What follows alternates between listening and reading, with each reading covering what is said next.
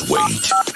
The host of Get Business Credit YouTube channel is about to go live on YouTube Cast to answer all your business credit building questions. Our host, Joshua Van Horn, is here for you during these tough times. But together, as we unite as one, we will get through this and build and rebuild business credit. Subscribe and hit the bell notification if you haven't already done so. Josh is about to take YouTube by storm, and you don't want to miss what's coming.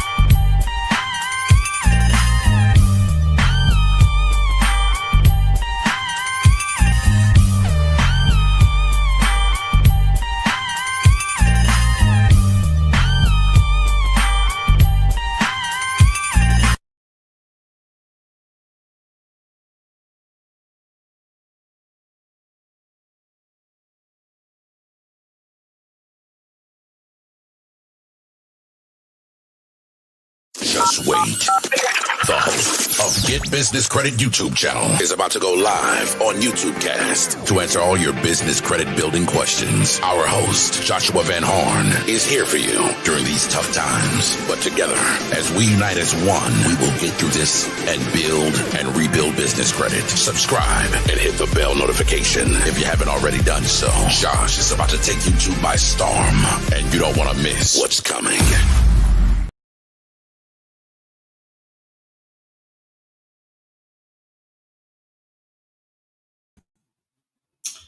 Hey, what's up, YouTube? Can you guys hear me? GBC family, can you guys hear me okay? You guys put a number 1 in the chat section, the live chat section, if you guys can hear me okay, or do I need to turn up my audio because I'm using a new mic?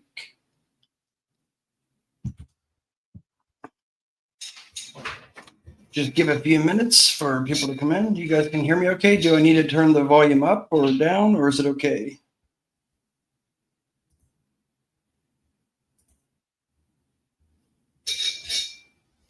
All right, so much to cover this evening. Okay. All right, you guys put in the chat section wherever you guys are calling from, or I shouldn't say calling from, but where you guys are from. Let me adjust my camera. You guys, sorry, I'm just setting up a new studio here. All right, a couple more minutes and we'll get started. While we're waiting for other people to come in, if you guys can just kind of put any questions about business credit that you guys may have, I'll answer those momentarily.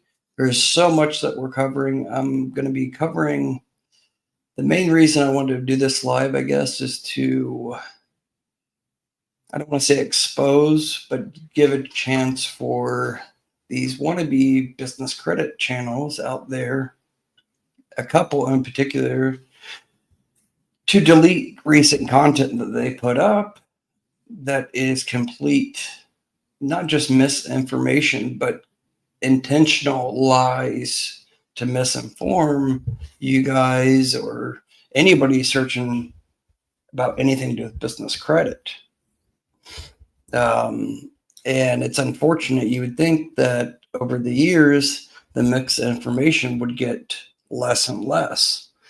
But what I've seen and what I've noticed the last couple of years, it's getting increased. So people are making these clickbait thumbnails and they're just saying like $20,000 Sam's Club, no PG, business, credit card, EIN only, approval and whatnot.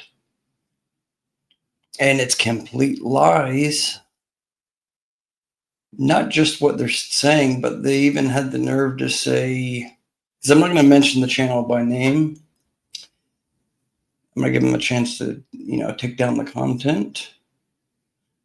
But saying basically American Express, Amazon Prime card is an EIN only, no personal guarantee. That's BS completely. American Express doesn't do anything that's no PG, period.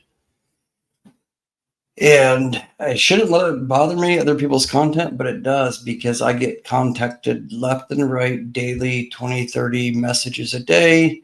People telling me, not just my students, my one-on-one business credit mentorship students, but my subscribers and other people that just happen to see the content. They reach out and they're like, such and such channel saying that American Express offers a Amazon Prime invite only business credit line. No, they don't. They never have. That doesn't even make any sense. American Express does not offer any business credit line with Amazon that is EIN only. They have the Amazon Prime card, and it's not invite only. Anybody can apply for it, business or personal, using your social security number. Yeah, you're not going to get a hard pull if you already have an American Express account, any card you have. But it's so misleading. So, like, this content creator does credit repair or something, personal credit repair, and then they realize that the business credit niche is higher ad revenue on YouTube. So then they start doing all these clickbait, just like the Navy Federal, the Sam's Club, all this. But they don't even have the cards. You can see here, I actually have the cards, but they don't even have the cards. And they're giving you like glass half full information. There's only about 1% truth to what they're telling you. And that's the part that really irritates me. And then they push in these starter vendors that you need to pay like $99 to get this Summa office supplies, Crown office supplies, Strategic Network Solutions, that lost their data furnishing license, that do not report to any of the bureaus. And the ones, some of those starter vendors that they do charge a fee up front, technically they're not allowed to charge a fee up front because it's against data furnishing policies with the bureaus, because you're not paying for an actual trade line, rather than like, there's NAV, Fair Figure, and eCredible. Those are okay because you're actually paying for a business credit monitoring service. So there's nothing breaking any compliance or anything with the Business Credit Bureau's terms and conditions and policies. But when you have, say, Summa Office Supplies, Strategic Network Solutions, and a dozen others, I don't even want to mention anybody else because I don't want to give them any credit and push them any further. But basically, you're paying $99 or $79 for a credit line. And a lot of you guys don't realize this, but credit lines aren't actually given to the business credit bureaus, especially with the Metro 2 format. I know this because I'm a data furnisher. So anybody that's on my one-on-one business credit mentorship, I report to Equifax and CreditSafe. So let me jump over here real quick just to kind of show you guys on the report. So anytime you get like a starter vendor or any of these net 30s or whatever that claim to help you build business credit or whatever, if their whole site is all about net 30 and they're stressing out net 30 build business credit, that's a red flag. 9 out of 10 times, run as far as you can away from them. Close that site. Don't give them a dime.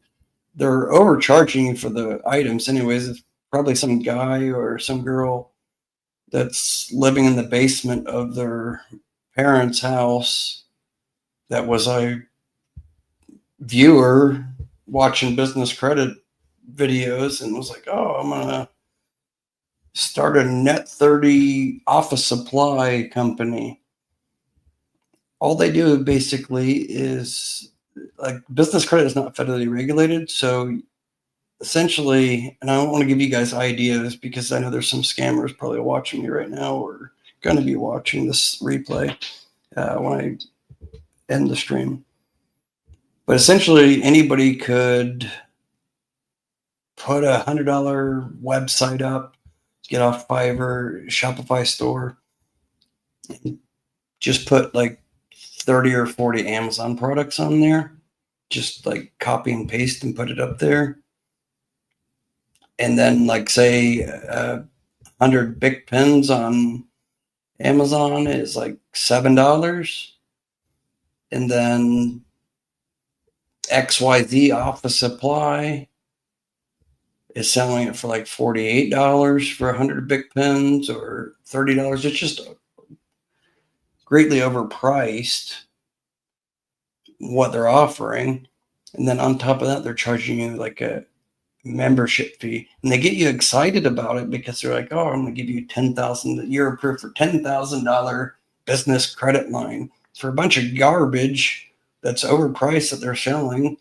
It's either stuff they bought at the dollar store, Dollar General, that they're just shipping you, or they're just doing a drop shipping with their Amazon Prime account and doing it as a gift, because anybody can do that, where it's there's no Amazon label on it. There's no Amazon tape or anything on it.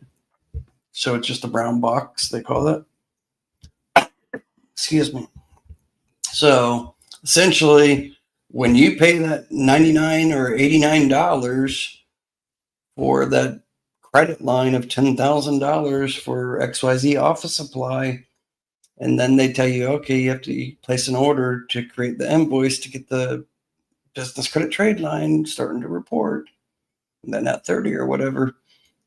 So then you buy a bunch of garbage or a bunch of junk, batteries that are like 10 years old that are expired or whatever. And it's like not just a little overpriced. Like, I don't have a problem with some of these starter vendors that are not charging fees up front. The ones that don't charge fees up front, those are okay. Or if they charge a minimal fee, like $20 or something, I understand it, especially if I've already vetted them out. But when they sit there and charge like 10 times over the actual price that you could buy it for locally, and they're charging you like $100 or $80 fee, just like these t-shirt companies. I get they don't want to take a risk on like scammers out there, because there is a lot of crooked scammers out there that just get free merchandise, right? That happens all the time. So I get there's a risk part that maybe you need to pay a partial upfront payment or something. But don't sit there and just rip people off. You know, so if you're going to get the 10 t-shirts or 10 screen print company t-shirts and they charge you $20 each, then okay, that's fine. And they charge a deposit or something, that's fine. But what I really want you guys to understand, that I really don't want to mention any names in this live because I don't want to deal with legal issues, but anybody that wants kind of a recap of this whole entire live, along with like the instructions that I'm going to give you guys throughout this live, the links, instructions, what I want you guys to sign up for, that's going to help you build business credit up regardless of your current situation, established or not established. Especially for those that can't afford my one-on-one business credit mentorship, you guys can just email me at support@joshvanhorn.com and I'll email you back a PDF file. Just in the email, just put requesting the free PDF, and I'll kind of break down what I covered in this live tonight along with the links, and that's going to help you. But I'm telling you guys a lot of things up front ahead of time. But back to what basically I was saying. Sorry, I'm all over the place. I got my laptop over here, my screen's over here. I took so many notes because this really wasn't a planned live. My blood pressure got up a couple hours ago when a couple of my students are sending me these videos, and I'm seeing these fellow business credit gurus that all of a sudden they're getting 20, 30,000 views for a video that they released a day or two ago. Yet they don't have that many subscribers, but they're getting all that viewers clickbait because they're telling you a bunch of lies. You guys notice about my videos, I don't sugarcoat things. Like, you know, I don't care really about the views. I just want honesty and transparent put out there. There's not many people out there in any space really that does that. But I guess we'll cover one thing at a time. Structure this. Anybody interested in getting the Sam's Club, no PG business, EIN only MasterCard? There is a way, but they have recently changed where it is personally guaranteed required. However, there's ways to go about it where you're not going to go hard inquiry on your personal credit, even though it is personally guaranteed. But you need to have a good, solid, experienced business credit profile. And ideally, you need to have at least 1 to 2 small business financial exchange trades reporting. And you only need to have 90 days. So a new business could still get approved for a $10,000 Sam's Club No PG Business MasterCard. And when I say no PG, it could still be no PG depending on your profile. But if you're a brand new business and you don't have any business credit built up, it's still going to be a personally guaranteed now. However, there are strategies and ways that I'm not going to really discuss on this live because they're just going to rip off the content, you know, ruin it for everybody else. But there are ways that basically it's where you're not going to get the hard pull on your Experian personal credit. But your personal credit is going to be a factor regardless. And that's what I'm going to kind of cover on this, give you guys some tips. If you are in a bad situation on the personal credit side or less than perfect personal credit, and you're working on trying to improve it, that's fine. I'm going to show you how you can get into American Express, start nurturing that relationship with American Express. It's kind of a soft relationship. I'm going to show you guys how to get that interbanking relationship with American Express for business and personal, even if you have a 550 personal FICO score and you have drugatories. I'm going to show you how to do that. I can't tell you exactly when you're going to be able to start getting all the approvals with American Express, but I can tell you if you're consistent with fixing your personal credit, then you could potentially do this one step tonight, and 2 to 6 months from now, you could have like all these American Express cards, you know. I'm not going to say you're going to get the black invite only card like I have, but you know. So anyways, I'm going to go over all this. Sorry, I have ADHD and I'm kind of all over the place. I get flustered when there's these content creators that are putting out nonsense. So, excuse me. All right. Hang on one second. Let me go to my notes here. So in short, let's set the record straight. Now, as of last month, even though people were talking about it before, but as of March 4th, 2025, Syncrony Bank, Syncrony Financial, as the underwriter for Sam's Club Business MasterCard and Sam's Club Business Store Card. You can get both. But as of March 4th, 2025, it is personally guaranteed required. So let's set the record straight. So if you see any YouTube videos or anybody trying to tell you that it's no PG, I might say that several times, just because I'm so used to saying it for 10 years, but it's personally guaranteed. Okay. Now, case closed. Now, does personally guarantee mean that you're going to get a hard inquiry on your personal credit? No, there's ways around that. Does it mean you have to have good personal credit to get the Sam's Club Net PG? See, like I said, no PG Business MasterCard. I'm so stuck of saying it for 10 years. But does it mean that you have to have good personal credit to get the Sam's Club Business MasterCard or Business Store Card? No. In fact, I suggest everybody that's trying to build business credit up to, if you get approved for, say, the MasterCard, apply also for the store card a couple weeks later or after one billing cycle, because that's going to report two separate Syncrony trade lines to Experian. And actually the store card reports not only to Experian, but it reports to Dun & Bradstreet as well. But both of those two report to Experian. The MasterCard version also reports to the Small Business Financial Exchange. So in a sense, you're getting possibly 4 trade lines across 2 bureaus and then the exchange.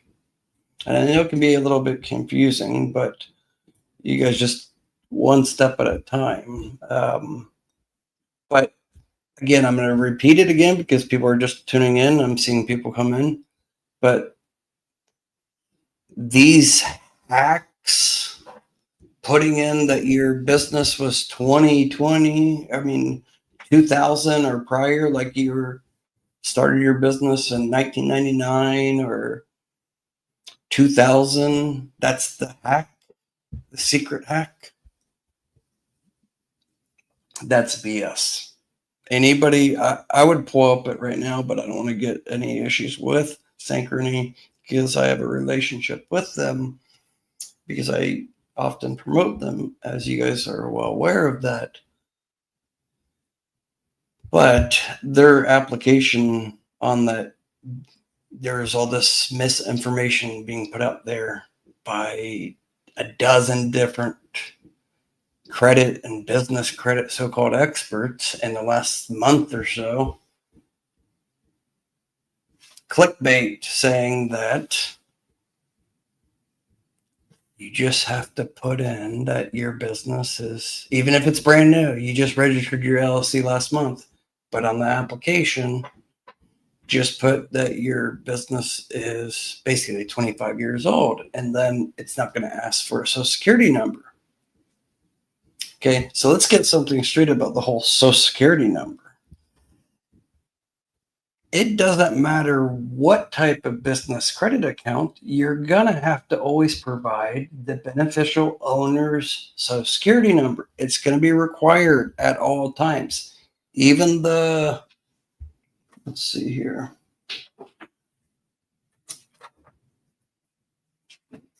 Even like JT Penney's or Lowe's or ConocoPhillips, it's no PG, it's net 55, right? Okay. That still requires my social security number, the beneficial owner's information. It's part of the Patriot Act since 9/11. It's not just that, but it's intercommerce as well. The ConocoPhillips, the only no PG revolving gas card. I wouldn't suggest revolving it because it's like 26% for everybody, but it's also underwritten through Syncrony. Also requires you to give your social security number.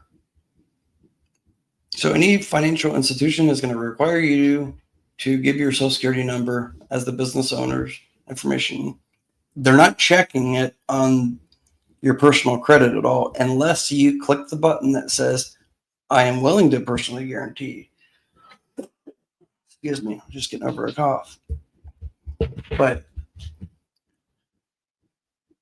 always look at the bottom of the application. You're going to see where it says, with all the Syncrony applications, you're going to see like floor and decor, all this. You're going to see where it says I am willing to personally guarantee, or I am not willing to. If you check I am not willing to, then it's going to gray out the personally guaranteed part where you're going to have to put in the social security number. In fact, let me show you guys this, since I should probably just show you guys the application, so you guys have an idea what I'm talking about. Because in the past, people will like send me a message like, oh, it's asking me for my social security number. It's personally guaranteed. Why are they asking for that? Well, you shouldn't have a problem giving your social security number if you're a really honest business person. I understand you want to separate the liability. I get that. No problem with that. However, you shouldn't be afraid to give your social security number, even if you have a 400 FICO score. It's not a problem. So let me go over and do a search here.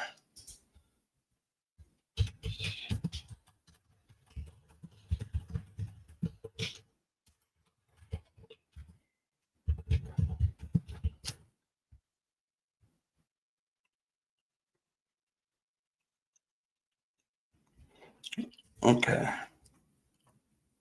I don't know if it's going to show it or not because I have a VPN, or I don't have a VPN hooked up right now. Okay, good. It's here. Okay. So you guys can see that it looks just like the Lowe's for Pros application, business credit application. Okay. It's also no PG. As you can see here, the JCPenney's commercial charge card account is issued by Syncrony Bank. All right. So it's going to ask for your company full legal name. This is JCPenney's. JCPenney's application is going to reference exactly what is on your Experian Business Credit Advantage account, not NAV. So I do suggest everybody to get smartbusinessreports.com/Brex. That's directly Experian business division. So you can't go on Experian.com and get your business credit report. You can only go to smartbusinessreports.com. It's $199 one-time fee for a year. However, if you use the /Brex, then you're going to get 50% off. So it's like $99. And like I said, you guys just email me, support@joshvanhorn.com, and just say, send me the PDF file, and I'll be happy to send you basically a recap of everything I spoke about in this live, along with all the links and resources. So you guys can go through it. You know, it's basically a transcribed version of what I spoke about. Because I want you guys, regardless if you're in my mentorship one-on-one or not, if you're just willing to hear me out, that tells me that you're dedicated enough and you do want to have good business credit and you want to build up business credit, and it's almost 11 o'clock where you guys are if you're in Eastern Standard Time. So that tells me that you're dedicated. So I want to help you, and no strings attached on that.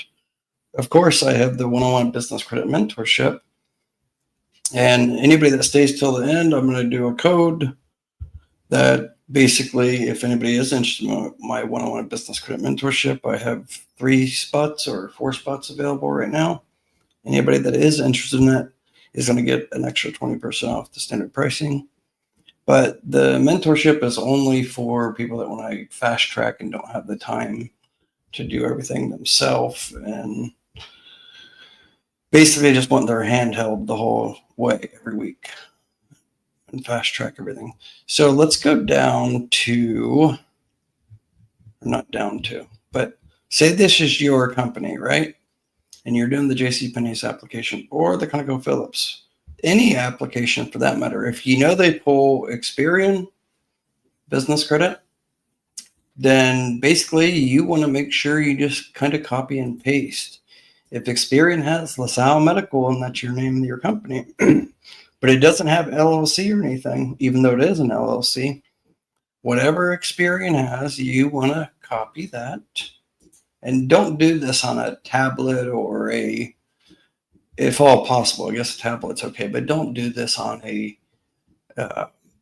phone. Some of my students, I had to actually, past students, I had a refund once I realized they were trying to do the client portal, my custom client portal, and do my mentorship and do all these applications using a little phone. Like, you're going to make so many mistakes, and you're going to get split files because of suite numbers or something, or, it's just not the right way to do it. You can literally buy $100 laptop a cheap laptop at Walmart. You got to invest in yourself and your business credit. So basically, you're just going to put copy and paste, or you could just type it out, but just make sure it's verbatim exactly what Experian has. So medical, tax classification, most of you guys are probably going to be LLC. So you're just going to put LLC. Now the business address. And I know this sounds like it's like common sense, but you'd be surprised. A lot of it's not so common sense. And this is a perfect example. See how it says 18 Fletcher Avenue. Avenue is abbreviated. Excuse me. 18 Fletcher Avenue, first abbreviated ABE. Some people say it doesn't really matter, but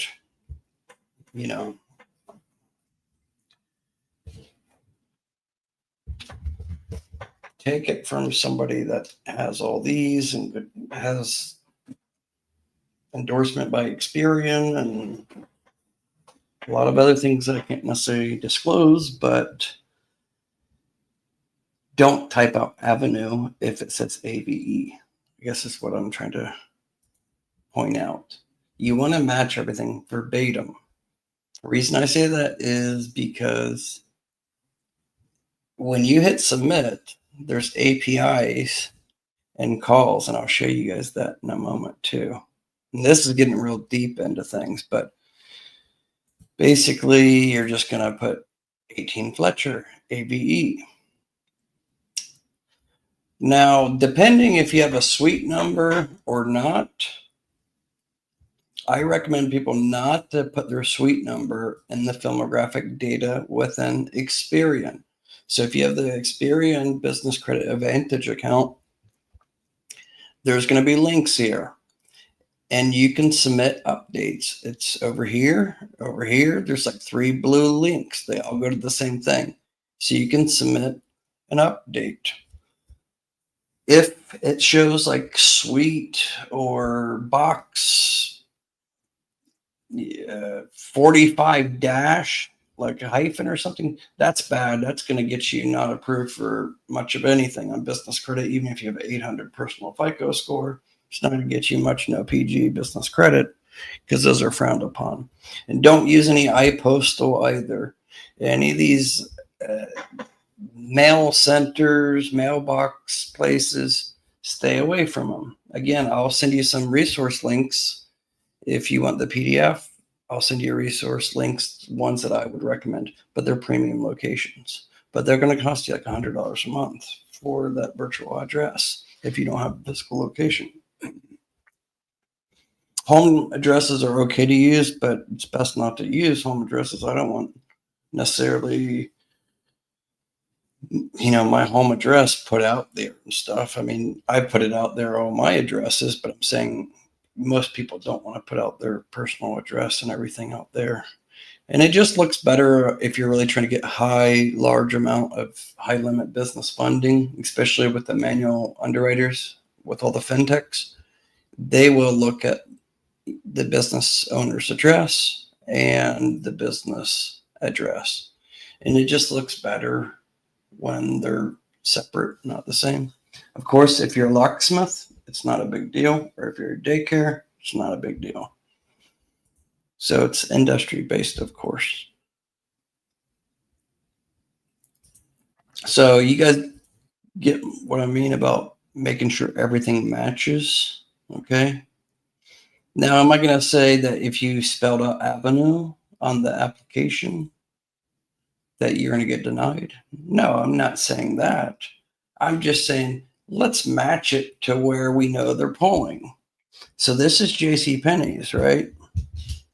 J.C. Penney's commercial card. And also you get like 30% discount if you have a commercial account with them. And that's the easiest card with Syncrony to get. There's no PG. But these two have something in common. Their application looks identical now. They're both no PG. They're both not too hard to get. Lowe's is harder to get than J.C. Penney's. But like I said, they're both underwritten through the same underwriter, Syncrony. But guess what? When you submit the applications, they're not checking Experian on both. Lowe's, any industrial supply type underwriters, companies, even though Synchrony is a financial institution, but Lowe's is not a financial institution. So because it's industrial supply and hardware, it reverts back to Equifax business being pulled to make the primary decision. So if you get denied for this, you're going to get the adverse notice, and it's going to say that it's because of your Equifax file. Too many trade lines or unverifiable business information is unverifiable. That's if you get that notice from Syncrony for any of their accounts or cards, it's probably because you're using a personal cell phone line or a Freedom Voice or one of the cheaper call forwarding or voice numbers, so you can use voice over IP business line, but you need to go through like Nextiva. I have a discount link for that as well. But they're the oldest, the most trusted, and all of their numbers are actually licensed to be accepted in the National 401 telecom database with Verizon, T-Mobile, AT&T's, Spectrum, Comcast, and a few others. Too many to name, but there's like 8 different national business databases that are on the back end that Syncrony, Citibank does check. So you want to be in that. And also with LexisNexis. So anybody can go to actually LexisNexis and get your business file. It's not a business report. It's a business data file. So that's basically going to verify, like it will show if you're using a Google Voice number, LexisNexis will know that. LexisNexis, basically, their headquarters is out of Miamisburg, Ohio. I actually worked for LexisNexis when I was 18 years old. I didn't know what I was doing, though. Back then, it was a temp service job I got when I was like 18. That was like 27 years ago. Little did I know I'd be working with LexisNexis or teaching about LexisNexis 10 years later for nearly 15 years. But anyways, you really want to focus on structure of everything. I know I'm all over the place, but if you guys can kind of read through the things, and like I said, I'll put everything into a PDF file. You guys can just email me, support@joshvanhorn.com, and I will break it down structured better for you guys.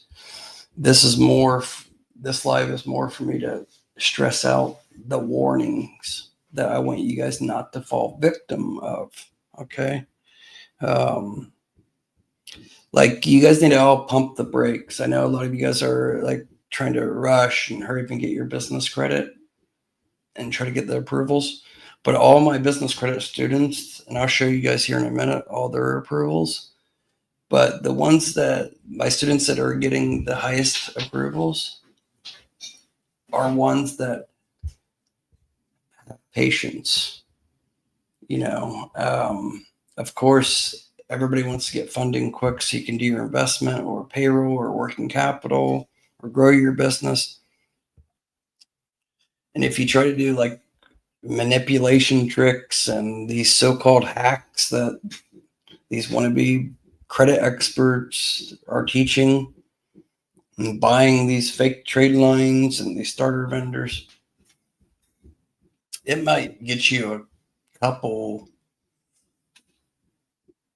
like packaging tape credit lines or toilet paper credit lines or Sunbelt rentals for a backhoe or something that you can't really use that doesn't even report. So don't waste money on trade lines that aren't beneficial to you.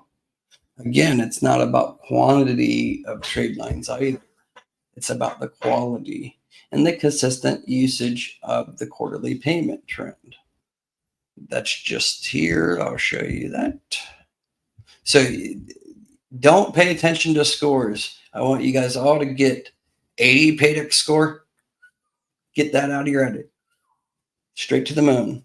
Don't worry about Paydex scores. Dun & Bradstreet's rarely even used for any business credit other than if you're trying to get net 30 vendor industrial supply credit, like a manufacturer or something. Even the government doesn't use Dun & Bradstreet anymore.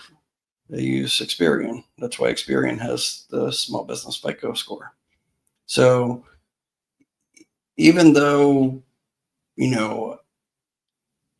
I push Experian because pretty much all the real financial underwriters, not just banks, but the no PG fintech underwriters, they all use Experian as well. They're not using Dun & Bradstreet. Dun & Bradstreet can be easily manipulated. Therefore, ever since COVID and all the fraudulent trade lines that people were self-reporting, they're just not trusted.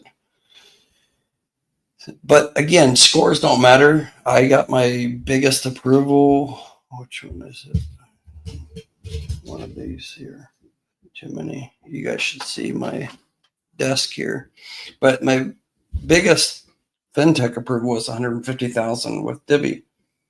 My score was 34 for the Experian Business Credit Score, also known as the Experian Intel Score. So don't get hung up on the scores. The reason I say that is literally you could sign up today. You're a brand new LLC, get NAV, Prime, eCredible, Fair Figure, and I don't know, say Uline as like a net 30 vendor. You get those and come back to all your reports, Credit Safe, Dun & Bradstreet, Equifax, Experian. Come back in 30 to 60 days and you're going to have like 80 to 90 great business credit score for 98% of you guys, unless you're in high industrial risk like investments or real estate holdings, trucking, logistics. There's ways around that by changing the industrial codes to more narrow transportation NAC codes and SIC codes. That's a whole nother subject. But don't get hung up on the scores because the scores can be easily manipulated with all bureaus. And as an underwriter and a data furnisher, I can see on the back end what you guys don't see. And I can tell you firsthand experience, underwriters don't care and don't look at the score. That's not anything. They're not concerned about that at all, especially not the main score for each bureau. This score counts for more than this score, the Intel score. So the financial stability risk rating is more important than your Experian Intel score. And then this is a small business financial exchange risk rating. This is important if you're trying to get like traditional cards like American Express. They do consider that to a certain degree.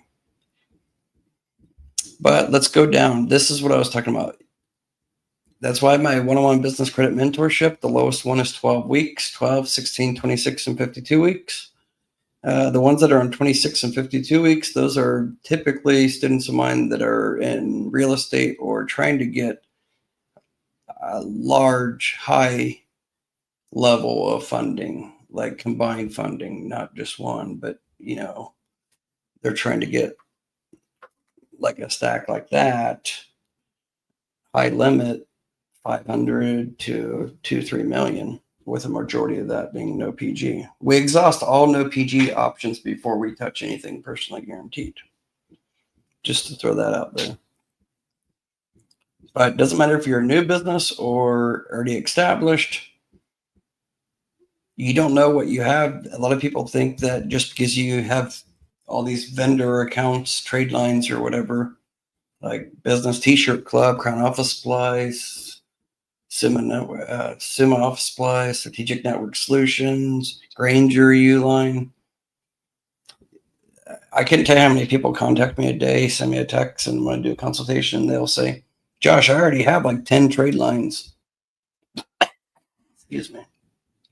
And then I will actually do a full audit once I accept them onto my mentorship. I'll do a full audit, and they have like one trade line reporting on Experian. They might have 2 on Dun & Bradstreet, 3 or 4 on Credit Safe.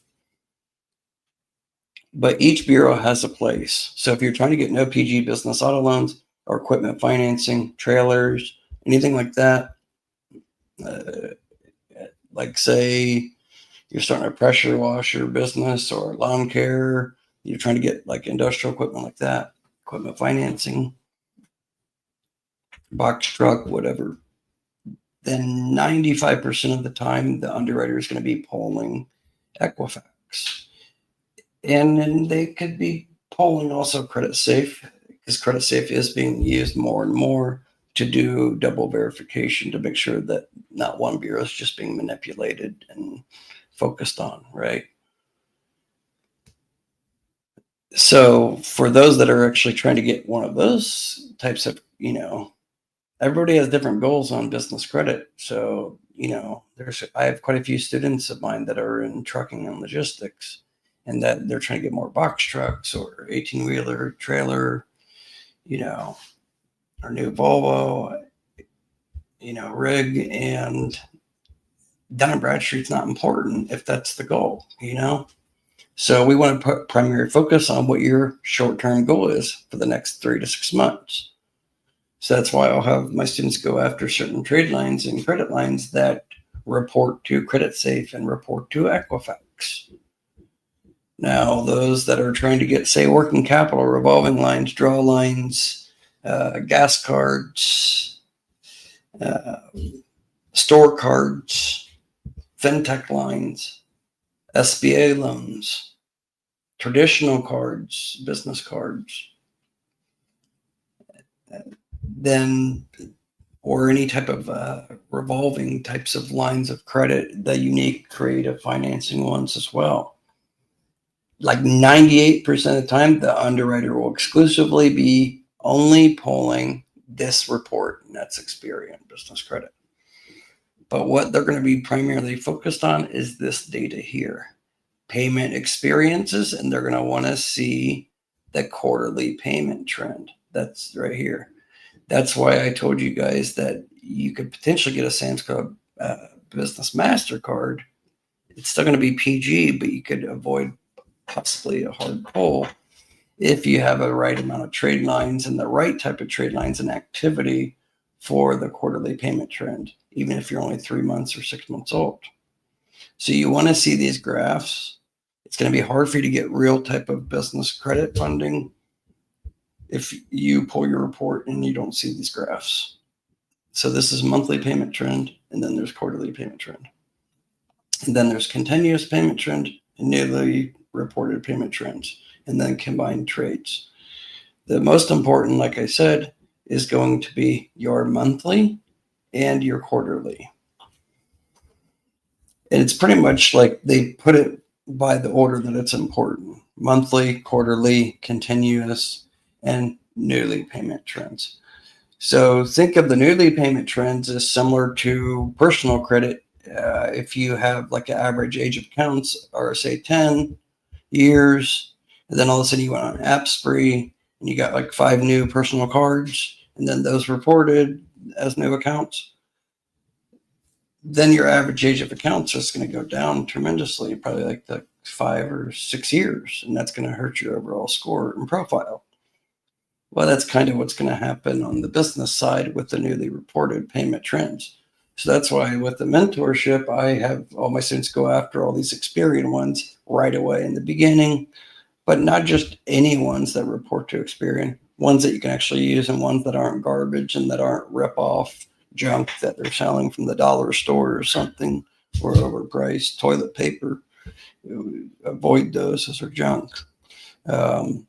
Go after ones that are actually usable and that could somehow benefit you as the business owner personally or your family. Because like everybody uses gas unless you have an electric vehicle. So like even a business fleet gas card, most people would be beneficial.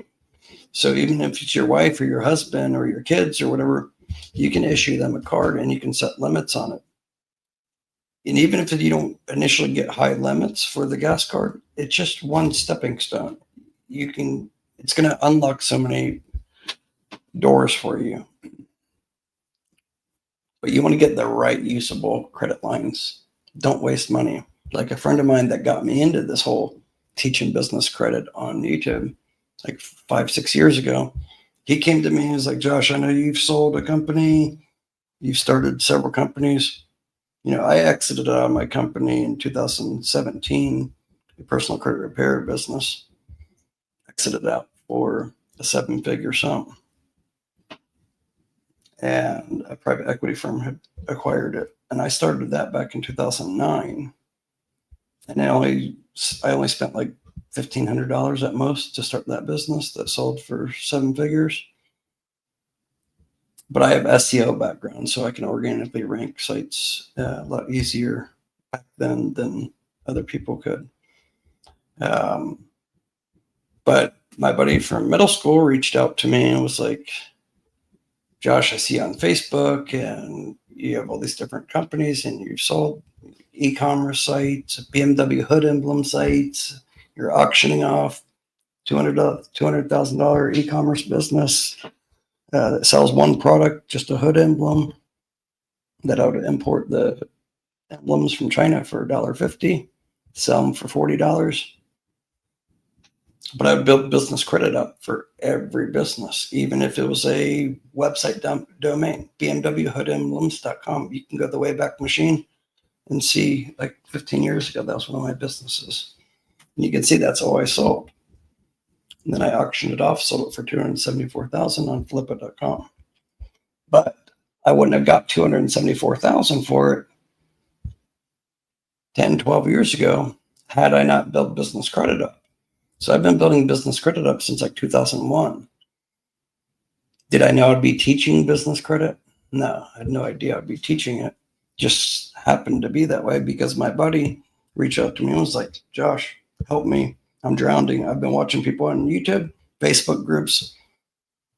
I have like 8-9 trade lines. I've spent like $2,700. I have all these little starter vendors.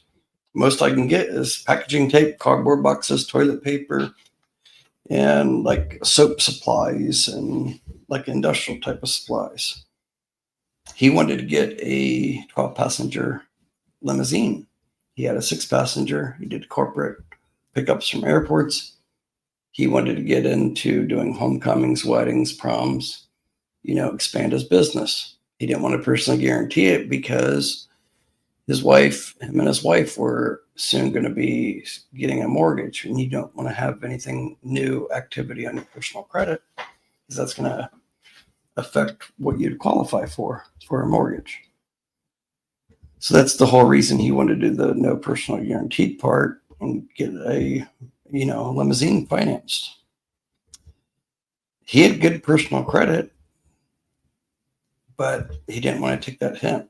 So therefore, long story short, he wasted like $27 paying, like I said, $100 here, $150 here, $200 here for this starter vendor. And he was left with a bunch of nonsense garbage that he really didn't have any use for his particular business or even for his personal. I mean, it's like expired AA batteries and whatnot. It's overpriced. and then at the same time, when I did the audit on his reports, I'm like, let me check out all your reports and see what's going on. And he had like 3 trade lines reporting. And he only had 1 on Experian. And that's pretty pathetic. And I'm like, that's why you're not getting approved for anything. So he had a lot of these starter vendors that are being pushed out there. Ones like Red Spectrum. I don't know if he had exactly Red Spectrum, but definitely he had some Office Supply, Strategic Network Solutions, I think Crown Office Supply. Problem is, a lot of those starter vendors, they got their data furnishing license revoked. When it gets revoked from one bureau, like Dun & Bradstreet, it's a collateral effect. Then Equifax is going to pull your data furnishing license because they do these random audits and they're checking to see how you're conducting business. So if you go to, like, I'm not going to put their website up, but if you went to Sigma Office Supplies or Strategic Network Solutions, you'll see if you pay like this fee, you're going to get like a up to $4,000 credit limit, guaranteed approval. And then if you pay $189, you're going to get a $10,000 or $20,000 credit limit. But for a bunch of garbage or ebooks that are written from 25, 30 years ago,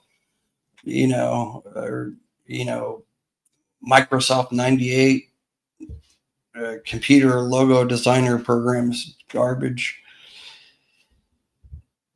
But business credit is not federally regulated. Personal credit is. Therefore, that's how all these companies can get away with it. But I wanted to show you, do you guys see anywhere on the business credit reports? Do you guys see, even on yours, if you guys look at NAV or anything, Equifax, Credit Safe, do you guys see anywhere on any business credit report, anywhere where it shows your credit limit? So if one company gives you a $40,000 credit limit, show me where it is on your business credit report. Okay. That's the other misconception. Credit limits aren't disclosed and given to the bureaus for the reports. It's not a factor at all. What is a factor is the recent high credit, as you can see here. So like 85,800. For all we know, this financial service credit line, it could be like a $250,000 credit limit. But the recent high credit is $85,800. That could be the last time they used it, or the last time that the underwriter submitted the data, uploaded the XML or the Metro 2 format, and supplied the data. As you can see, it's like zero balance. So what basically happens, like the recent high credit, and then the company didn't use the credit after that. So that's why the balance is zero. And that's ideal. However, a legitimate real company, you do want to have debt. It's a very important. So on the personal side, you don't want to have any debt, right? You want to keep your utilization below 30%. Ideally, my sweet spot for me staying around like 820, 823 FICO score across all the bureaus, my sweet spot's like at 3% utilization for the personal cards. Now, on the business credit side, if you have all these trade lines and all these credit lines, Syncrony, Lowe's, American Express, whatever cards, and credit lines, if you have them all at like the balance is all zero, even if you have recent high credit usage, that helps. But if you have low amounts like this, 300, and like the balance are all zero or very low, like 200, 100, that's not going to help you. So that's why I try to tell viewers and my students, stay away from getting all these net 30 vendors and starter vendors. There's a place for them. Don't get me wrong. Even the established business students of mine, I have them, get the ones I feel that's necessary to strengthen their profile, but based on their goals and their situation on short term and long term. Everybody's goals are different. But what can really hurt you is if you have 10 net 30 or 10 trade lines that you just recently got,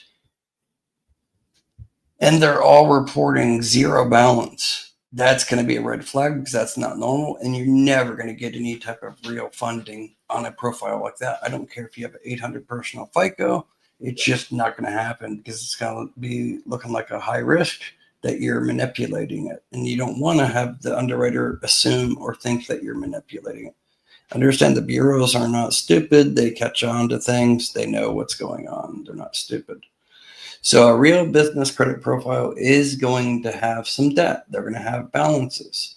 But what you don't want is you don't want to be in days beyond terms, 31 days to 90 days, 60 days, 90 days. You don't want that. And actually, you don't even want up to 30 days beyond terms. So that'd be like if it's a net 30 invoice, if it's due on the 1st and you paid on like the 4th, then it could report right there, days beyond 30 days. That's not really bad derogatory. It's like a neutral because it's normal for like big corporations and big companies, to slow pay and be a couple days late, snail mail, whatever. So it's not directly used against you as like a derogatory, but beyond 31 days, absolutely is. It's going to go to pink, and then 61 days, it's going to go to a darker red. So you want to avoid those. And then if you have derogatories on your business credit and they are legitimate, it's very hard to get derogatories removed on the business credit reports, especially Experian, because, like I said, business credit is not federally regulated. They don't have to abide by the Fair Credit Reporting Act as a business, business to business. So if you just have like one or two days beyond up to 30 days, it's okay. But try to avoid that. Always pay early, but don't always have zero balance, because you have to think of it this way. You're not demonstrating that your company is financially sound, that your company knows how to basically handle debt. So it's much better to show high debt, and yeah, your business credit score is going to go down, but like I said, business credit scores don't matter. But then say the next month that $27,000 was paid off, that's going to demonstrate that your company is healthy. Look at it this way: if you have like 10 trade lines reporting on Experian and they're all like $100, $200, and say you have 10 of those, do you really think like a major underwriter is going to be like, oh yeah, you're great business credit, you have 10 Experian trade lines and your recent high credit on all of those are like $100 or $50, $150, $200? That's not impressive to them at all. In fact, that looks like you're trying to manipulate, and like you're going to be looked at as potentially fraud or high risk. It's much better to have one trade line rather than 10 on Experian and have a recent high credit of like a 1200, and that you're using that, because making one trade line payment of say $1,000 or $800 is much better than having 5 or 10 at $100. And again, a lot of this might be going through one ear out the other ear because it starts getting very complex. And I'm sure there's no other person on YouTube that gets this deep into business credit. In fact, I know that for a fact, but I don't want to overwhelm you guys. The people that are interested in my one-on-one business credit mentorship, you guys can text me right here, 937-423-9954. If you want to do a free consultation to see if you would qualify for my one-on-one business credit mentorship. And anybody that does watch us live all the way to this period, you're going to get 20% off if I'm able to qualify you. I just want to show you guys too. This is the new client portal here. It's secure.businesscredit.cc. That's my new client portal. We do have Android and iOS app. So as you can see here, I don't suggest you to do tasks and everything on business credit using a phone, but I did create and develop the iOS and Android app more so you can read on the fly. There's my podcast audio formats in the client portal as well. The new client portal, I should say, because we're launching this one next week. I already have the other client portal that I've been using. That's this one. But at any rate, the new client portal is very robust. Videos and quizzes. There's kind of course in it, but it is one-on-one mentorship with me. What I assign to you is going to be completely different than what I'm going to assign to another student. So every week you're going to get custom tasks, anywhere from like 5 to 7 tasks. And you let me know the outcome of each of those tasks. Based on the outcome of each of those tasks in the client portal, that's going to dictate what I'm going to have you go after on week 2 and so forth. So communication is key. That's what's going to get you approvals, is having good communication with me, keeping me in the loop. And every week it gets better and better as far as approvals go. And you start getting higher and higher limits. But I'll get off of that now. So I don't know if this is going to show or not. I'll get over back to you guys' questions in a minute. I apologize for rambling for an hour. But let me see if this shows or not. I don't know. Yeah, okay. I think it shows. You guys see that?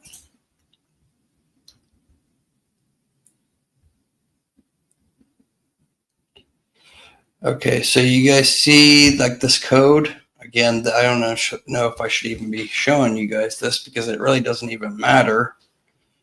I mean, it does matter if you're like me and you dissect the applications and stuff. But when I do applications for any underwriter, this is one thing you can look at if you know code. But again, most of you guys probably don't know code, but this is one thing that I actually look at when there's applications. Some of them are not encrypted, but you can see where applications go on this code. So yeah, maybe I shouldn't say anything because maybe Syncrony's going to get mad or something. I'll leave that for another video. I don't want to maybe necessarily do it on this video, but anybody can right click on any website, like Grasshopper, view page source. See this one, it's not as encrypted. You can see a lot more data.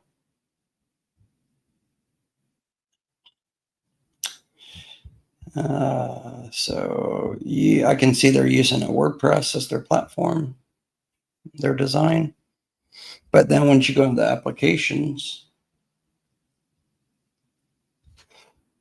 open account, it's just block. You guys know I'm in the Philippines, that's why. I have to use a VPN. And if I use my VPN, then you guys are going to be slightly disconnected. Let me see if I have another example.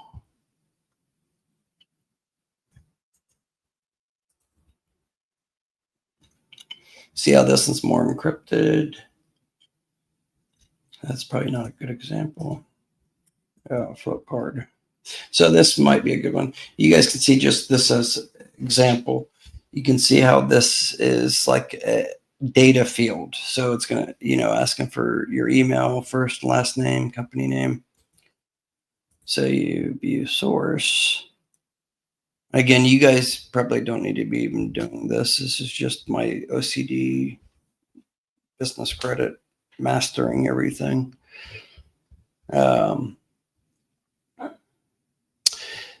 So you can see here, you probably can't see, but you can see, well, I keep on saying you can see. But Clarity, as this is Clarity, so that's a secondary bureau. So Clarity is owned by Experian. So it's a window document, clarity.ms, and then you can see script J958A8UK0EI. That's their license code or their tagged code for this particular application.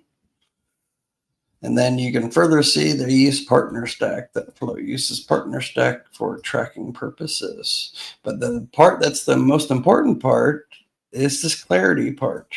So the point I'm trying to make is, if you know the underwriter or the application, if you know where they're submitting this data to by APIs or code checks, then you're going to have a better idea, and you can kind of leverage it to work in your advantage. So if you know they're going to check, say, Array or Cantora, Small Business Financial Exchange, because a lot of these, they don't check the main bureaus right away. They'll check like LexisNexis, secondary databases, because it's cheaper. It's only going to cost them like 20 cents or 50 cents per API call, 50 cents, whatever.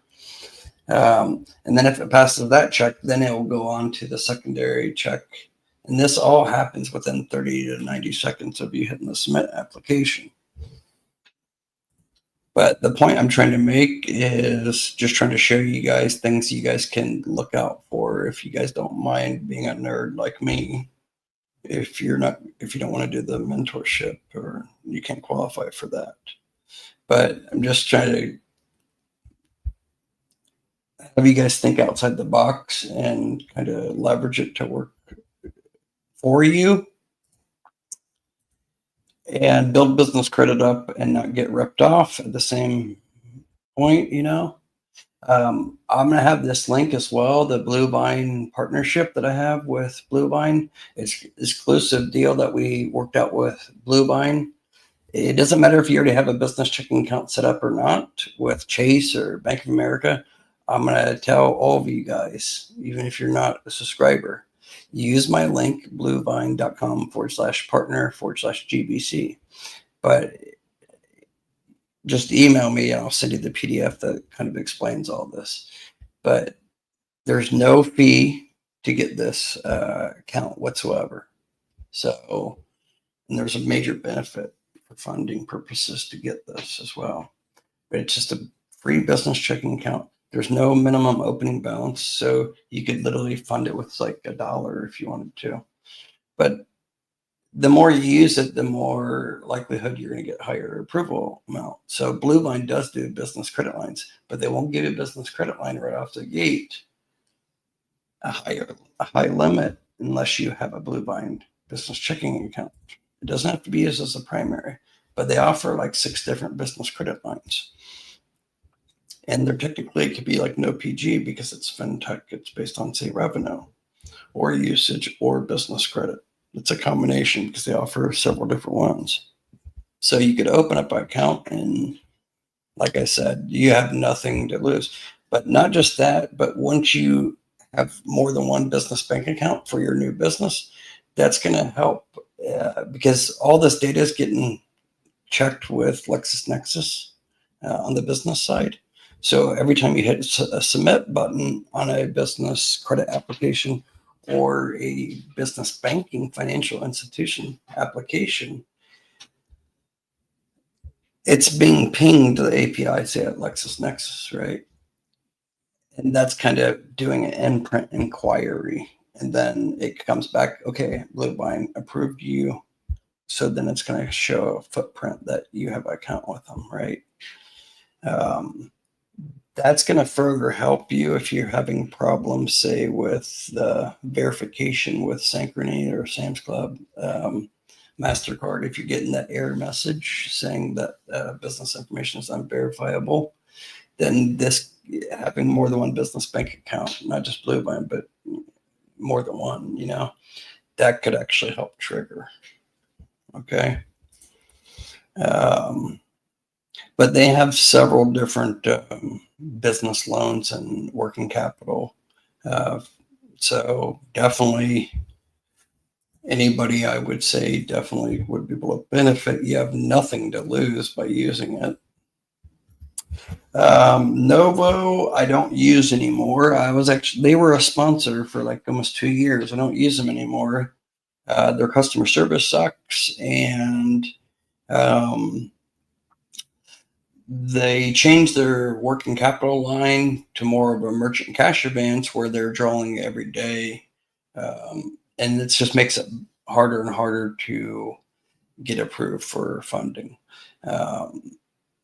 I've realized, and especially with some of my students, see the invites and the approvals with Bluevine being a bit more lenient and relaxed when it comes to approvals. Now, I'm not going to say that Bluevine is going to give you, as a brand new business, it's going to give you like $10,000-$20,000 working capital revolving line or draw line, but they can give you like $2,000, $5,000, $7,000, $8,000, and you've only been in business for say 3 to 6 months. You can still get funding from them, but you won't with Novo. Novo is a minimum of 6 months now. Before it wasn't, but now it's a minimum of 6 months. So Novo and North One, those are two that I would avoid.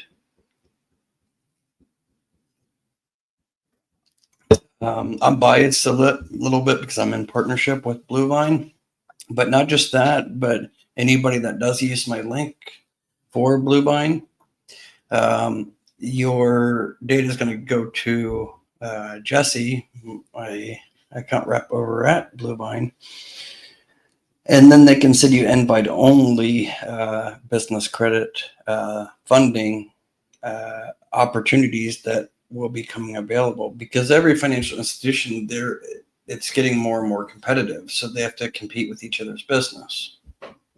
So versus just going to bluevine.com, it's just going to be as a mass, right? And also you're going to have a minimum deposit requirement just going to bluevine.com, and they are going to charge you there's different maintenance fees and stuff, but with our partnership link, it's 100% free account. Like there's no fees whatsoever. No fees.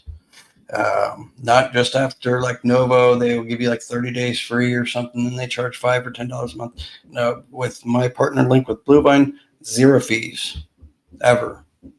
No monthly fees. No minimum amount that you need to have in your account to open the account. No, it can be any amount. That's almost unheard of. And there's no minimum maintaining balance amount. So a lot of these other banks, they'll make you have maintained to get the free business checking account. You have to maintain a certain amount in your business checking account. With this, there's no, you can just have $1 in there and that's it or whatever. But again, I don't want Bluevine getting mad at me. I don't advise you just to have $1 in there. You want to build up that relationship with Bluevine because they look at internal metrics. So they're not going to just be biased and look just directly like traditional financial institutions and underwriters, where they're just looking at your business credit and just looking solely at your personal credit to give you like even a soft pull on your personal credit. They're not looking at that so much. It's a factor, but not so much. Your internal data with internal banking activity that you do with Bluevine, that's going to account. It's all about the interbanking relationship.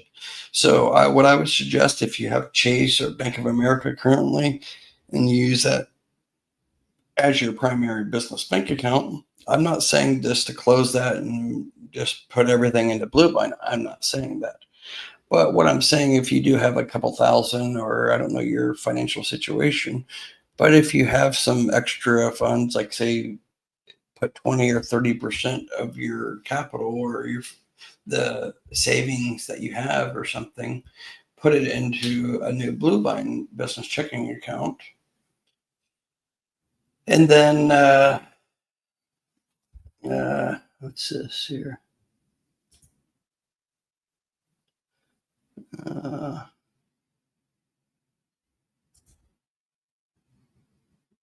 Yeah, there's these people commenting. That's another issue I'm going to explain to you guys later. But it's their competitors, BBC Supplies and Dash Office Supplies. I'll go over that here in a moment. That's another thing I wanted to talk on as well. But anyways, like I said, I'll put everything in a PDF. Just email me support@joshvanhorn.com and I'll outline everything we spoke about.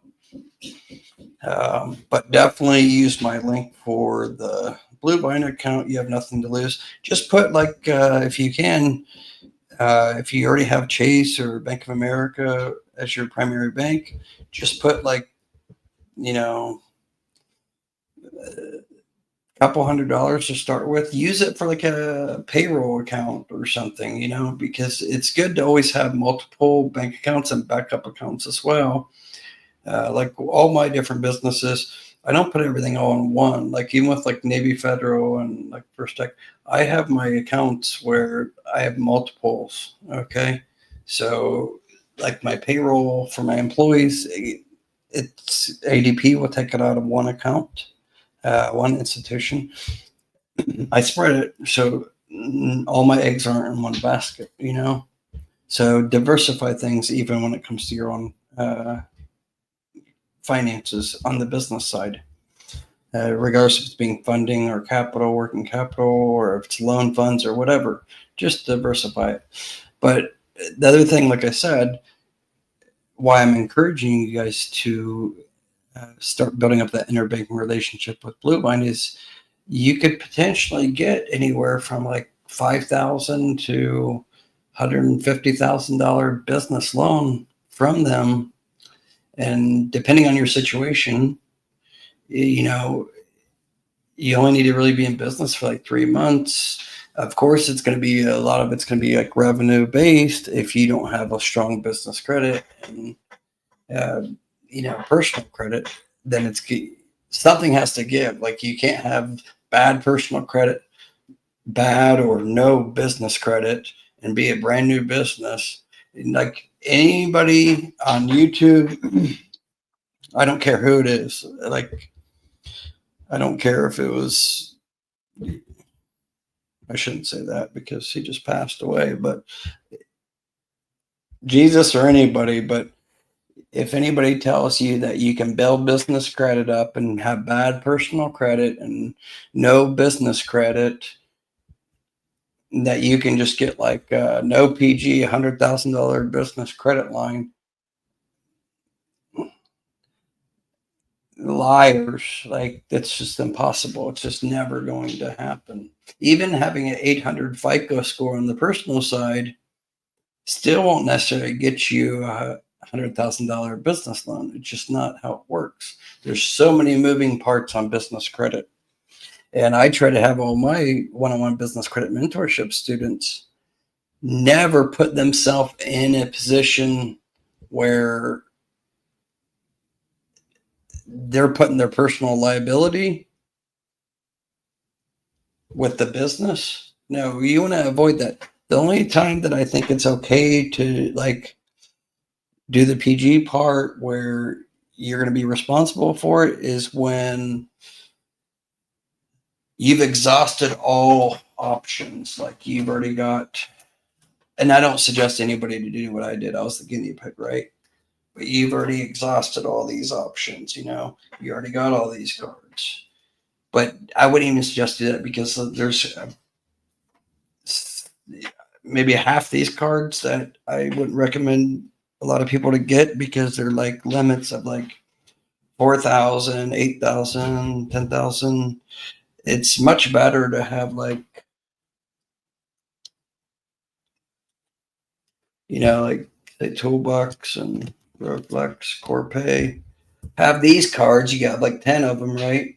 And then they all have higher limits, right? So like 10,000, 15,000, 20,000. Those combined, those 10 cards, those 10 accounts are a lot easier to manage and not going to get you in trouble when you have like 100 cards that all different due dates, and you have to make sure you keep them active every so often and stuff, so you don't lose or get the limits like decreased or whatever. So again, it's not about the quantity. I was the guinea pig, so that's why, I can advise which ones would be good for a logistics company or a trucking company or e-commerce company. I don't suggest all of them to be for every student the same. But you can see here, this card, this is the Fuel Man. I'm going to show the numbers, of course, but I don't know if you guys can see how they're both, I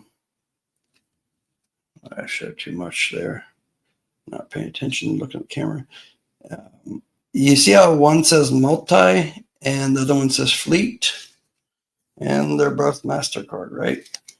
So the fleet one is the one that everyone's issued, right? It can only be used for gas and gas only, unless you know a strategic method like I know. I bought houses during COVID, being able to stack liquidate these cards. Also the same underwriter, and they're very high limits.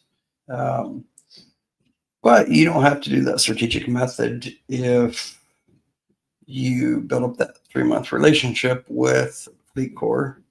It's the same as like the Universal Premium, MasterCard, same underwriter, VP Business Solutions,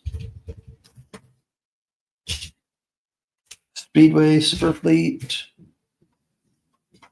But all those cards basically, you could potentially get very high limits with each of them, ranging from 20 to 40, 50,000 for each one. But what your goal is you want to eventually get them to unlock them for that multi-use. Let's see here.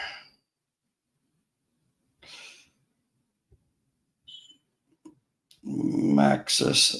I think the Maxis person is the same one that was talking about the BC supplies. I think it's one of the same person. I'll go over that and explain that to you guys here in a minute. But yeah, basically the multi you can use for anything. So you could potentially liquidate it. If it's a, say, $40,000 limit, you can just take $40,000 off of it. And then you could buy a property. Wave County, is Freedom Voice good? So Freedom Voice, I believe, reports to Credit Safe. That's okay. But for this, how much do you pay for the Freedom Voice? Because I know they have different accounts. If you pay, I mean, I wouldn't suggest Freedom Voice if you like the price point. It's just like, if you're going to build business credit up, do it the right way. It's only 10. Well, you pay for what you get. So that's why you would have a problem getting Syncrony or community lines or Citibank even. They're not going to approve you because it's not going to be accepted in LexisNexis and the National 401 telecom databases. Even Verizon would reject that. AT&T, Comcast, Spectrum, they will reject it if it's that, for sure. Because voice over IP numbers are attached with the license, so they're probably buying those numbers from a wholesaler that's like the same as like Google Voice, where you can get them for like, you can resell them by numbers for like $1, and then you just route it over internet. So what's best to get is Nextiva. They're the oldest business voice over IP, and you can get the trade line reported to Credit Safe and Equifax using eCredible. But let me show you, anybody that's interested in that. If you go through my sales rep, he'll get you like the first month free, so you can test it out, try it out. It's really good though. I've been using Nextiva since 2007. They used to be very expensive, like $300 a month, but now they have to compete and everything. So now you can get it for like $25, $30 a month, and you get two numbers. And it gets 100%. I can guarantee that Nextiva lines, business lines, they don't accept any personal, so it's only business services. But I can say with 100% certainty they will be accepted into all national business telecom databases, guaranteed. You can submit it right and get listed. But Nextiva, actually, their system automatically does it. So after about 30, 60 days of having the account, then you don't necessarily have to do it. But you can force, the databases to update it. That's why I suggest everybody to do it. Like the video I put out yesterday about the 401 national telecom databases. But yeah, you get the Nextiva app, and it's like a whole, you can do call recording, call forwarding. There's so many options. So I would definitely recommend anybody to get Nextiva. Just send me an email, support@joshvanhorn.com, and request that PDF, and I'll send over that PDF after the live stream. That will have all the links and the discount coupon codes and everything as well. Just because I want you guys to save some money. Not every link that I'm giving you guys is going to be where they're not all affiliate links. Like some of these partnership links, they're not, I don't earn anything. I just negotiated rates where I get some of the commission or referral fees taken from my cut, basically. And in return, they're giving you guys a discount, right? All right, so where was I? Anybody that's just tuning in or whatever, please give the video a thumbs up. Subscribe if you're not already a subscriber.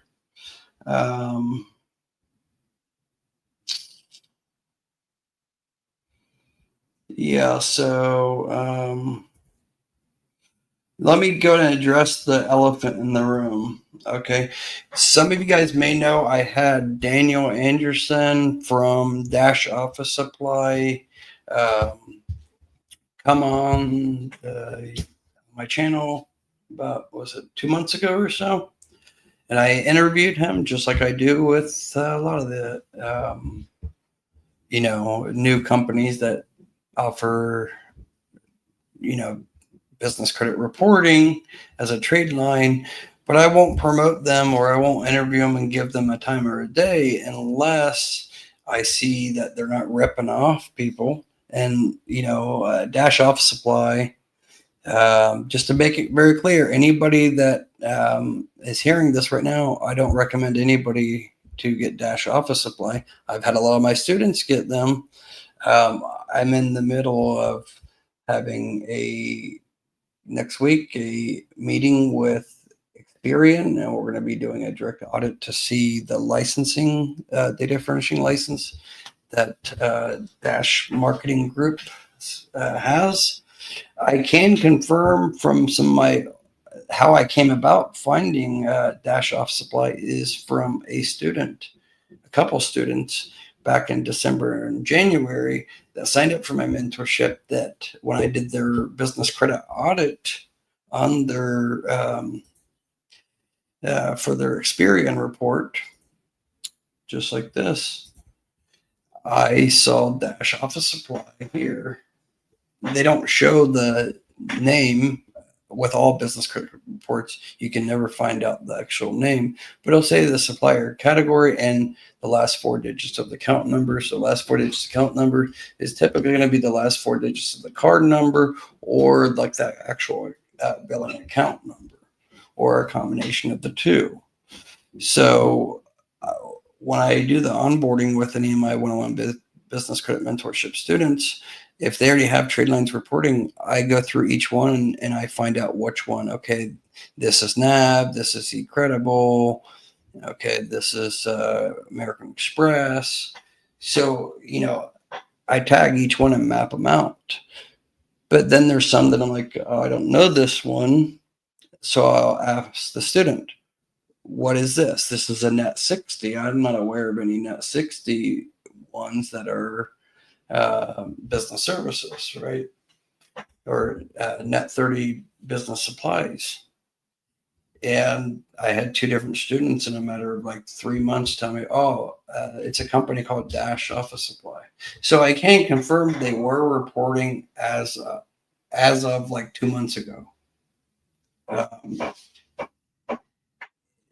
Dan at Dash Office Supply for the last 2 months has sent me the Experian confirmation data that Experian accepted the data, as well as the Excel format showing all the different companies that he uploaded to Experian.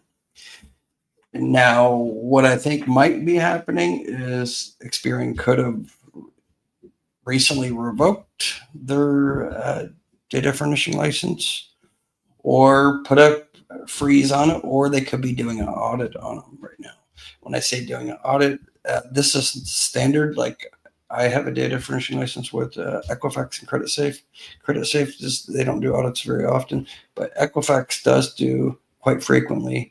They do random audits. So, like, in 1 year period of time, like every month I upload to Experian my mentorship students on like the 27th at 3 a.m. Pacific Standard Time, or 12:50 or 2:59, basically 3 a.m. On the 27th. It uploads, right? With that data, if say I have a spike in signups with my mentorship students, it could trigger some type of review. So then they're going to request me to provide them with some further data to say justify, oh, you typically only have like 10 students sign up in a month. Now you're reporting a total of like 80 students, or 80 client files or so. So it's just abnormal activity that could trigger an audit. And then during the audit process, it needs to be reviewed. And it's not going to be reviewed overnight. They're a big company and it has to be manually reviewed. Therefore, it'll be put into a section where it's going to could take a couple weeks to get to the person that needs to review it to confirm that these are legitimate trade lines. So if Experian is holding up Dash Office Supply's data from being reported, it's still in Experian's hand. They're just not implementing it into the XML files on the reports yet, because they just want to make sure that these are legitimate, real, and these aren't like basically paying for a trade line, And in a sense, yeah, these starter vendors are kind of paying for a trade line, but it gets real complex, and I don't want to overcomplicate you guys. But just going forward, just want you guys to know, don't sign up for Dash at all. Don't. And I would say that indefinitely now, because there's a lot of things going on right now that, as you can see, competitors that I think Dan, like, I don't know the guy at all, and I can't do background checks on every net 30 vendor owner and stuff. I mean, you got me to pull a criminal report of the owner of Uline and Quill and Business T-shirt Club, Creative Solutions, and like, I can only vet the company. I can't vet like the individual owners of these trade lines. I can't do that. Like, that'd be just too much. And what does somebody's domestic violence arrest or DUI have to do with them running a company that's, but there's a lot of people out there just like, yeah, I guess there's two partners that was with Dan or something on a different company that years ago, and they screwed over each other or something, and now they're like bashing each other. So that's why I don't know what's going on. And that's why I took down the Dash Office Supply videos a week ago, a month ago.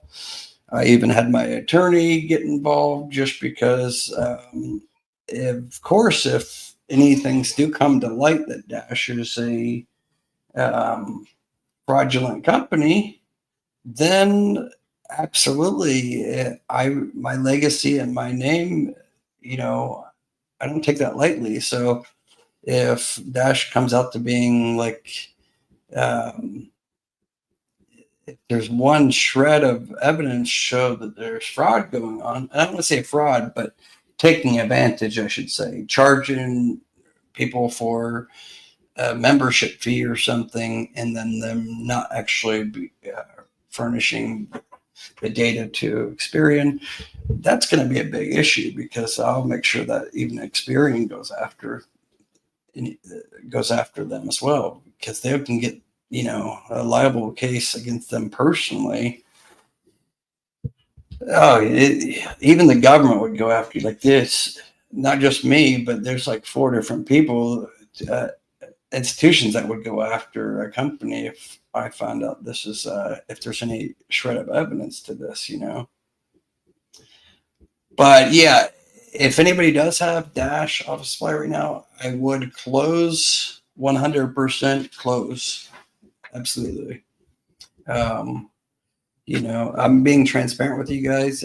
I know I advised some of you guys to get Dash, but we're all human, we make mistakes, but I can't confirm 100% right now that there's anything wrong. I'm just saying there's a lot of like people commenting, and I don't want to say it's people, it's one person, I think.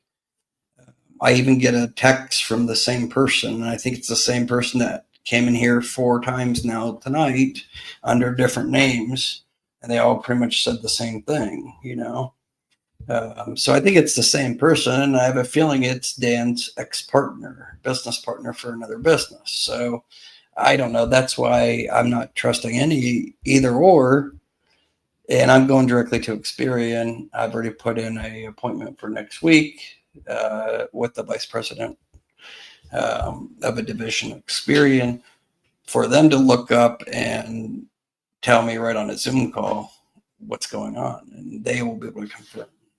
And then I'll let you guys know. But as it stands right now, absolutely 100%. Cancel, close, don't do any business with Dash Office Supply at all. Period. Just because of the fact that even if they do have petty problems, partnership, we don't need that drama and nonsense in our life. We're trying to build business credit up, right? And you guys build business credit up. We don't need to be dealing with petty companies that don't have good integrity, morals and business integrity or whatever.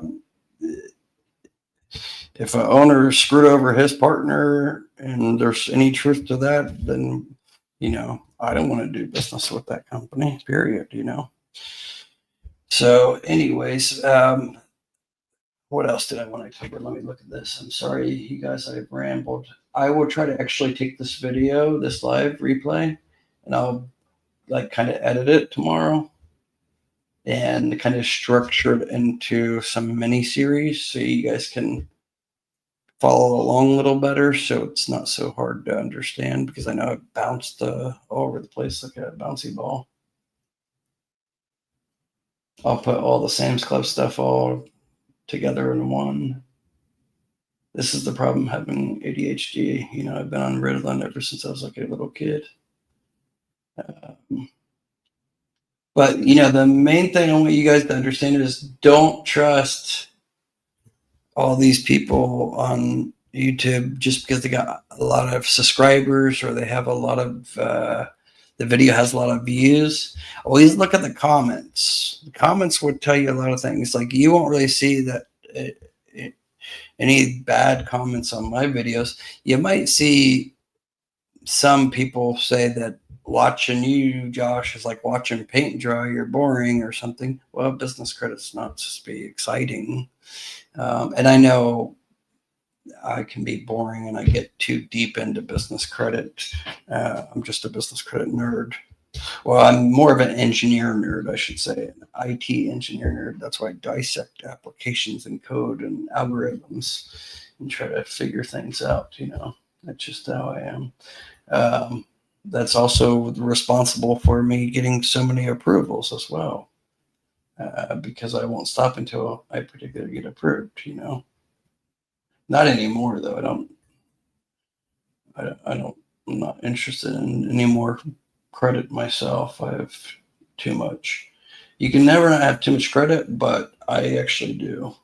I'm trying to reduce the stress in my life with not having to worry about so many accounts to maintain. So just kind of recap, you guys. I'm looking at my notes here.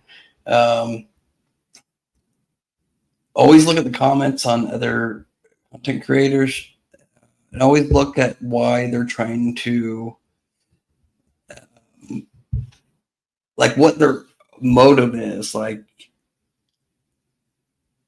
always somebody has a motive. Even I have a motive. Like, I'll be honest with you guys on that. So I have two motives actually. First motive is I jump around to so many different businesses over the last 25 years. And even if it's a company that's I'm making very good money, like BMW hood emblems, that was making like nearly $20,000 a month, pure profit I was making off that, but I sold it. And it was a pretty much autopilot business. I had a 3PL in North Carolina that would handle all the shipping and stuff for a little tiny hood emblem. And I just sit back and pretty much collect $27 profit off each emblem and sell anywhere from like 10 to 20 of them a day organically on Google, Shopify store. But I just get bored easily. So if I'm not passionate about it, I just move on. It's not always about the money.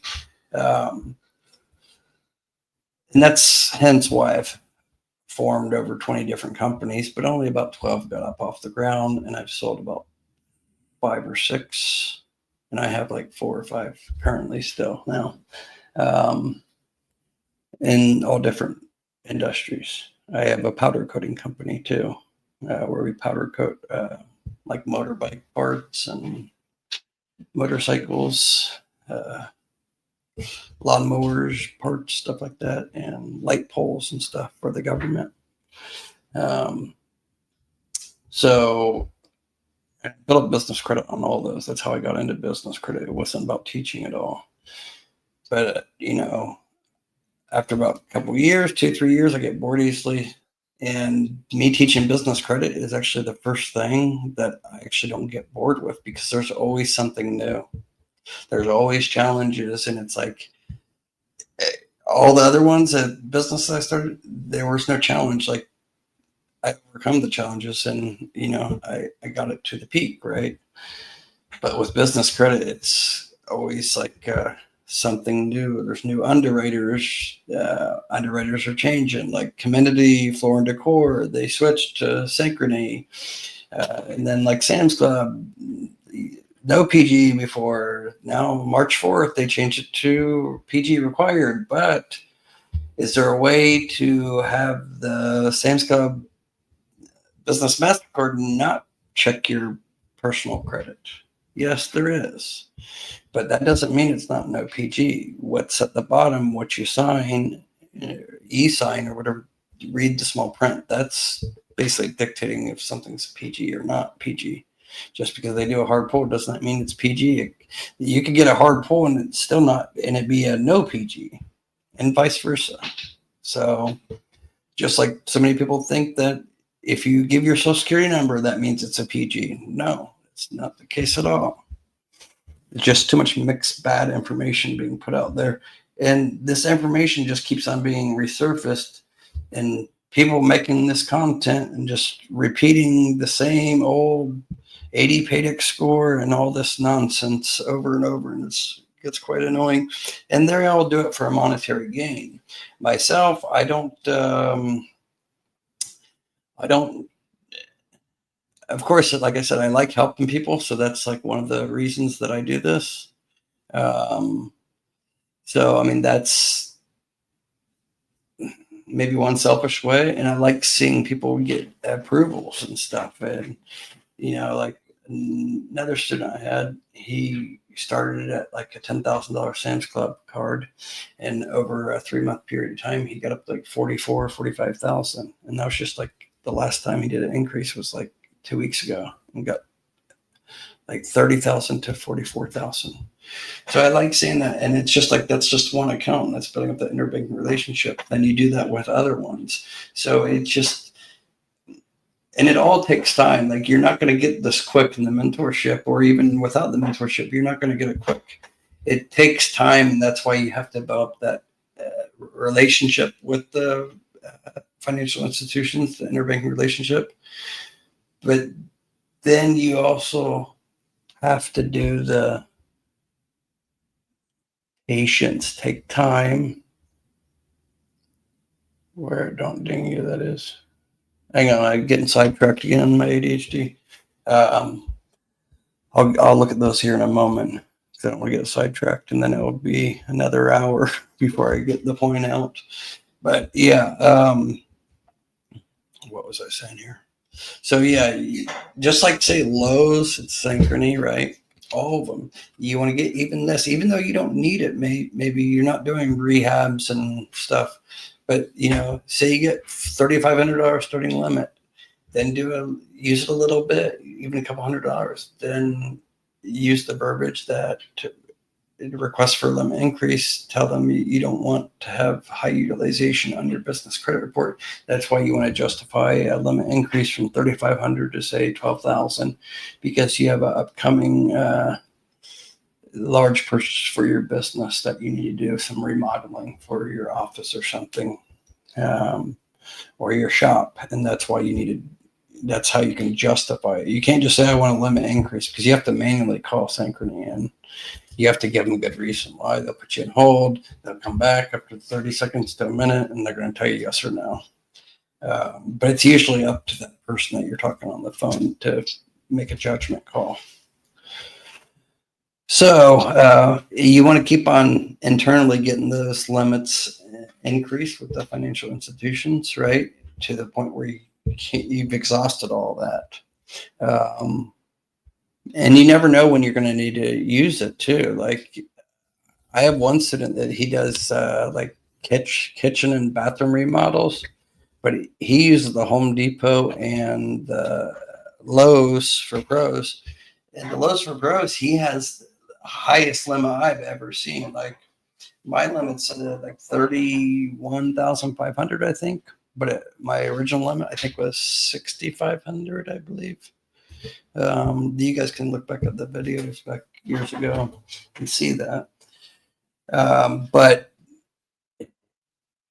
his limit's like $78,000, but he is a contractor, So, I mean, that explains it. But I just didn't think Lowe's gives that high for that with Syncrony,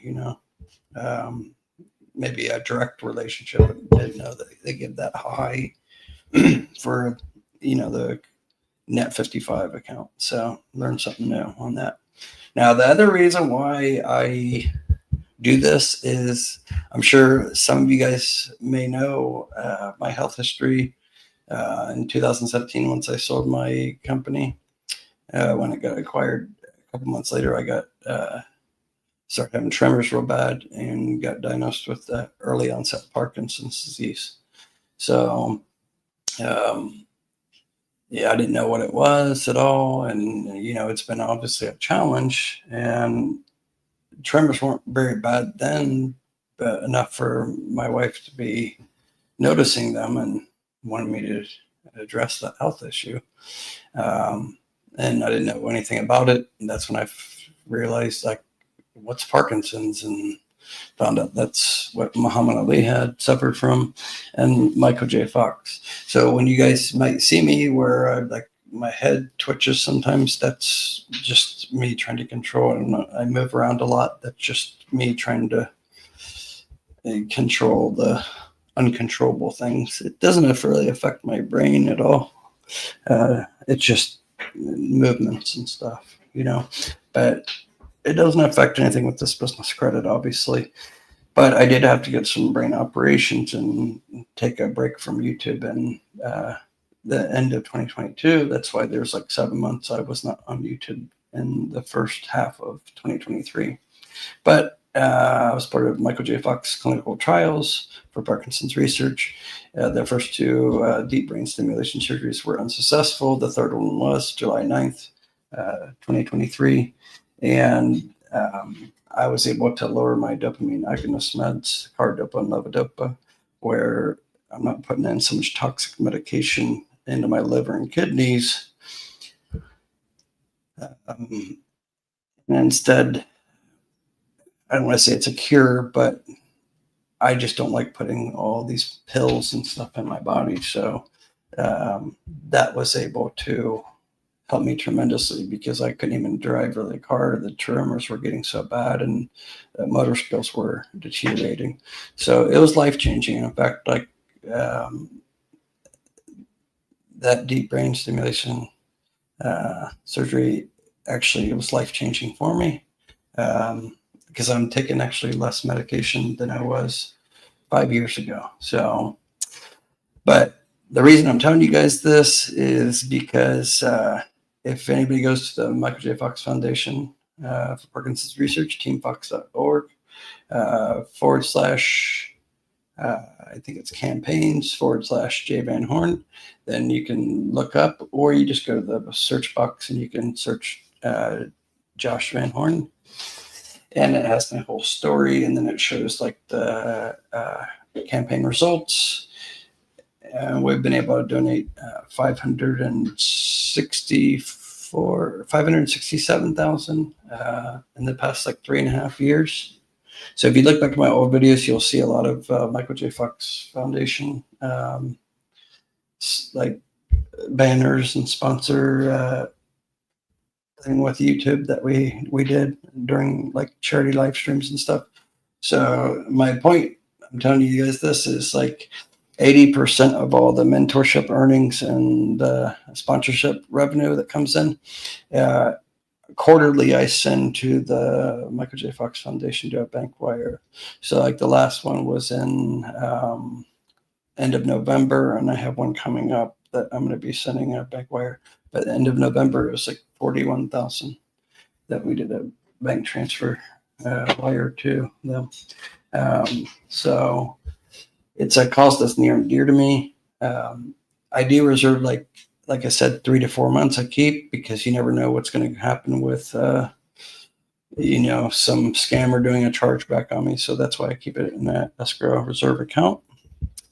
And then I do keep like obviously 20% to cover the overhead. I have businesses that are autopilot earning me very good money, like my legal marketing company. It takes care of my family 10 times over every month. So I'm fortunate enough to be blessed where I'm semi-retired and I can help you guys, teach you guys this. And then at the same time, I can raise for a cause that's near and dear to me. So anyways, just want to get that out of the way so you guys understand why I'm doing this. So those are my two selfish reasons why, motives that I'm doing this for, right? Aside from me, just I love teaching too. I never knew if I knew 20 years ago that I would enjoy teaching, I probably would have been a high school teacher or something. I don't know, but I do love teaching. But I guess the point I'm telling you guys that is, don't trust all these other people on YouTube. You guys can trust me. I'm publicly endorsed by Experian. I have all the videos. I have the cards. I have all the, you guys can just, it's all public data. There's, life's an open book, but if you look at some of these other channels, they like hide behind aliases and like they hide so much, like you don't even know anything about them and stuff, and they're very vague on things. They don't show you any proof of things. They just tell you, go to this site, hit apply, and just kind of tell you, fill out this application. Well, what's the point of telling somebody to go to a Shell gas station application? Just like, honestly, it's like me going and telling you this. Okay, guys, just go to Lowe's here. Just go Lowe's application. You guys want to get this Lowe's card? Okay, here's the link. Just go here, fill this out. You put your business name here. Just fill this out, and then you hit submit. And then just put 20,000. Just no rhyme or reason for it, and then just that's it. It's no PG. Like that's what this content is becoming. Not mine, but others. They just put stuff out there. Game Master, yeah, they make commission. Not the big corporate lines. No, they don't get commission on those because even I can't get commissions like Lowe's, Syncrony. I don't like they don't have any programs or anything. But that's what I was saying. The starter vendors, like you see these companies that are promoting these starter vendors, like. And I'm not saying some of them are scams, but like Business T-shirt Club, CEO Creative, and even the ones that charge money up front, I try to avoid. There's a couple that it's okay, but most of those that charge money up front, they're promoting them because they get like $40, $50. So if you make a video and get 100 people to sign up for some starter vendor, and you're getting paid $40 or $50 each sign up, that's like $5,000, and it's a 10-minute video. That's why you won't see me ever promoting those. I promoted some of them, but it's the ones that I do promote are like I could have be promoting so many of them. Game Master, he's one of my students. He doesn't. I've had him sign up for certain ones that are starter vendors, but you won't see me talking about them on here just because like I could and I could earn off of them. But, you know, if I told you guys to all to go after one of these starter vendors, how do I know that each and every one of you guys could benefit from that trade line? You may not benefit from it. So that's why I said everybody's business credit profile is different and your goals are different. So I will adjust on what I feel that's going to be beneficial for you, you know? So of course there are some that across the board that I think everybody should have and stuff, but the mentorship, some students get funding pretty quick and some it takes several months, like Game Master and stuff. But one thing is for sure is you don't see anything negative about my mentorship. I've had over 400 students and I'm unaware of any negative review. I've had a couple people like that I feel that were up to no good that I had to suspend off the mentorship, and they don't ask for a refund. I just refund them because I don't want to deal with the people that are basically just out to get free money, like no PG credit lines, because I'm friends with some of the underwriters, you know. So if I tell you to go to one underwriter and then that underwriter knows I sent them and then they default after the first month, it's going to make me look bad, you know. So I don't want that, you know. So, but one thing is for certain, those that have that are my students that maybe are not getting as quick as results as they would like. One thing is for certain is they're learning a lot about business credit as long as they're listening to what I'm telling them on each task. And then on top of that, like I can almost guarantee the Game Master, I would say probably by June, end of June, he'll probably come in here and be on live or something and do like a testimony or something. And it won't even be a paid testimony. Like I'll bring him up or bring other students up, and I want honest advice, feedback on my program. You know, it's only beneficial for me to get you guys approvals. You know, but I'm not going to sacrifice integrity and my ethics and morals and values so you get some approvals quickly. It's just like I'm not going to do things like shady and stuff, you know. Yeah, there's certain things that maybe I could do with some of my students that would get them quicker approvals and stuff, but I'm a big believer in things will catch up with you, and I don't want to be responsible for messing up any of my students' business or personal credit for that matter. Do things right, and then it's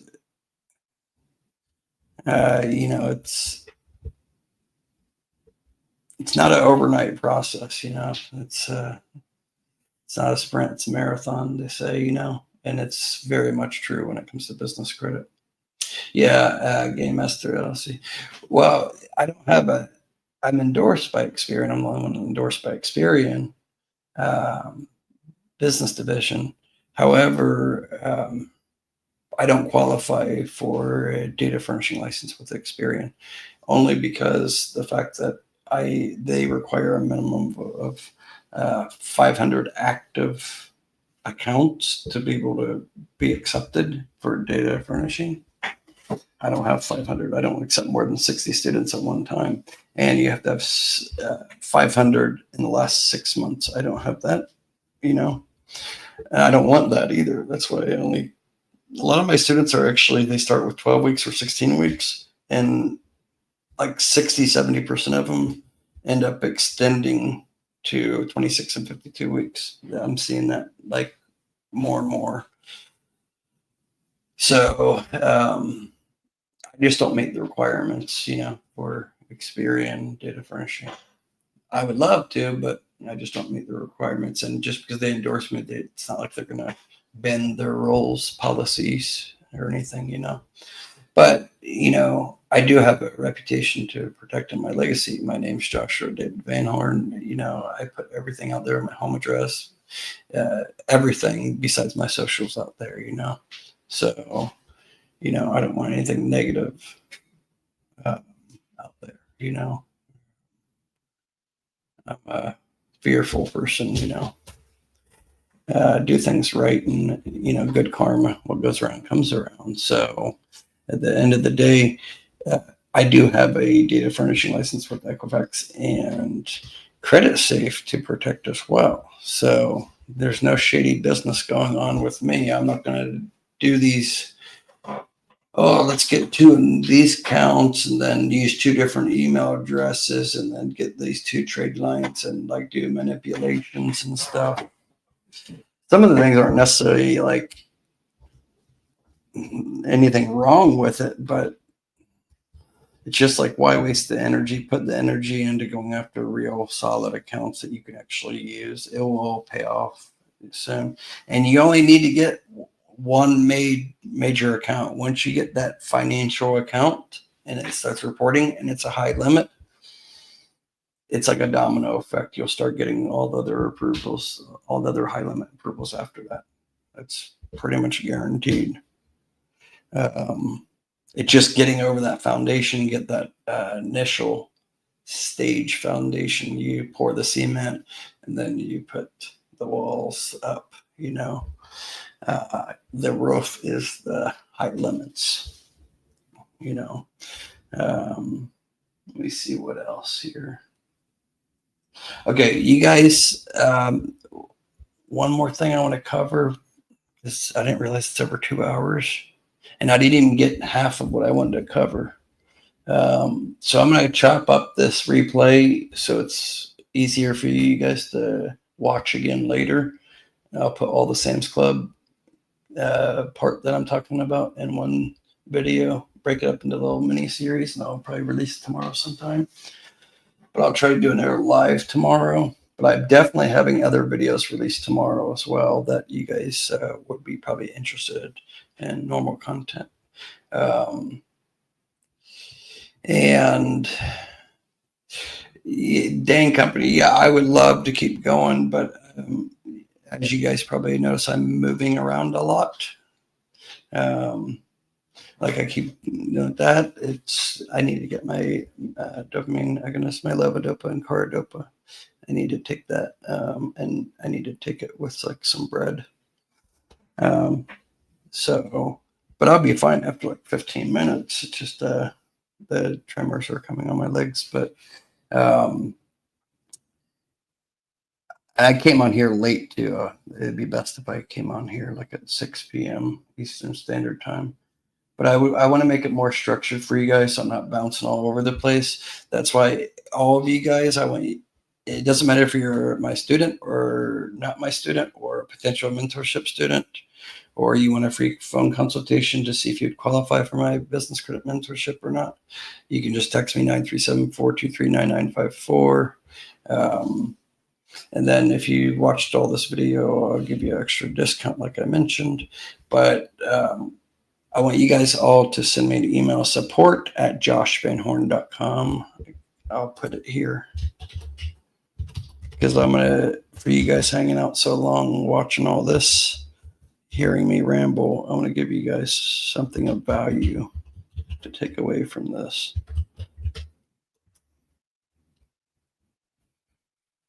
So just email me and just say whatever. You can just say, Josh, send me the PDF file, or like the PDF structure file. So what I'll do is I'll put together what I went over tonight and what I did not get a chance to cover as well. But it will be basically like a little blueprint along with the links and the like discount codes. You don't have to do these things, but it's just like maybe a little ebook that I'm going to put together, and I'll send it by tomorrow to anybody that emails me. It's just free resource. I don't want anything for it. Hopefully that doesn't end up on somebody else's YouTube channel and being sold for like $99. Like some of these channels take my content that I give away for free, and then they sell it on Facebook and YouTube for like $50, like an ebook or something. Hopefully they don't do that. But this is just oh yeah, they've done that, Game Master, many times. I've caught a couple channels doing that. I'll start calling out some of these channels too if they just keep doing these things. It's nonsense, And you guys would be surprised. I just don't want to. I'm a big believer in what goes around comes around, but everybody has a kind of a breaking point. But you guys would be surprised. There's some very big channels that just rip off everything, next,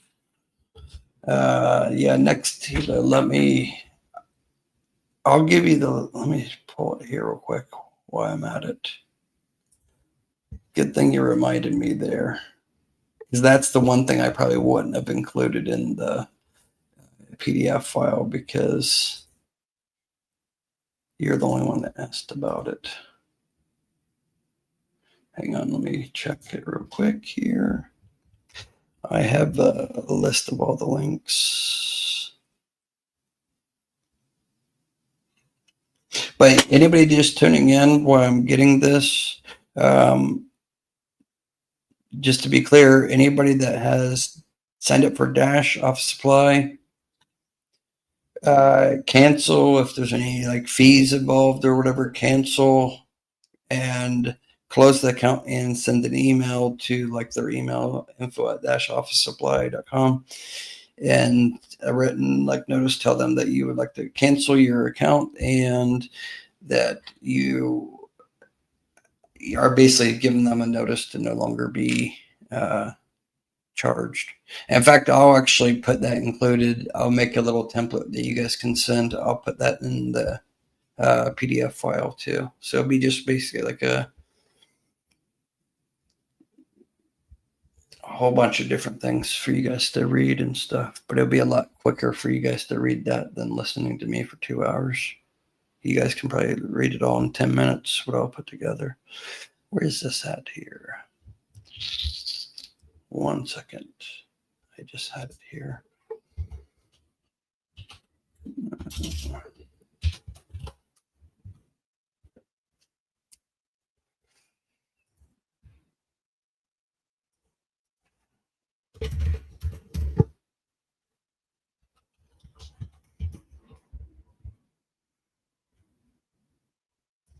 What's it saying? I don't have it here.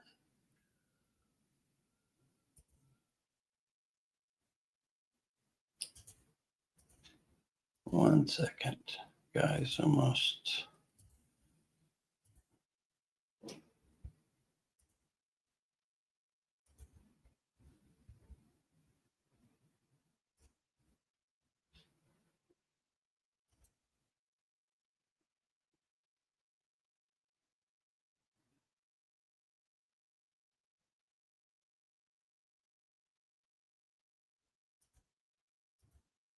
Sorry, guys. I'm just going through this to just double check because I had a couple of different links and I want to make sure you guys aren't using a link that is no good. Oh, you know why? Actually, yeah, that's why. I'm sitting there like wondering why I can't find the Nextiva link. And if I'm not mistaken, I think that's because you need to call my rep directly. Oh no, I found it. But I mean, you're gonna have to talk to them on the phone because you can't just sign up online. You can sign up for like the initial, but they need to get on the phone with you and actually send you like a DocuSign to create the account. Like it's a professional business.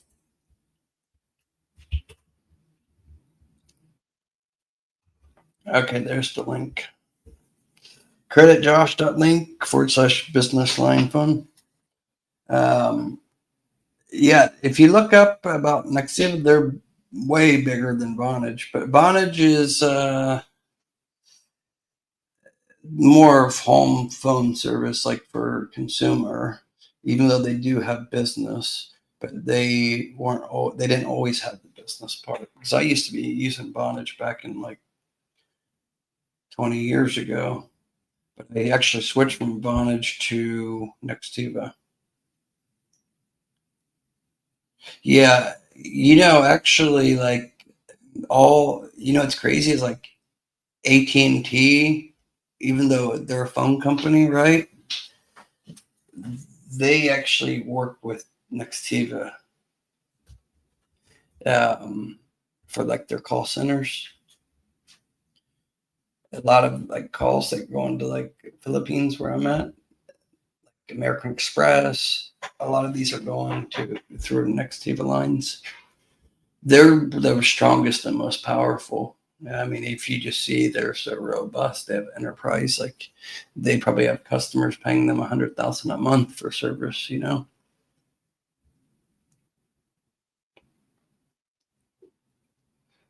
Oh, the Dane company.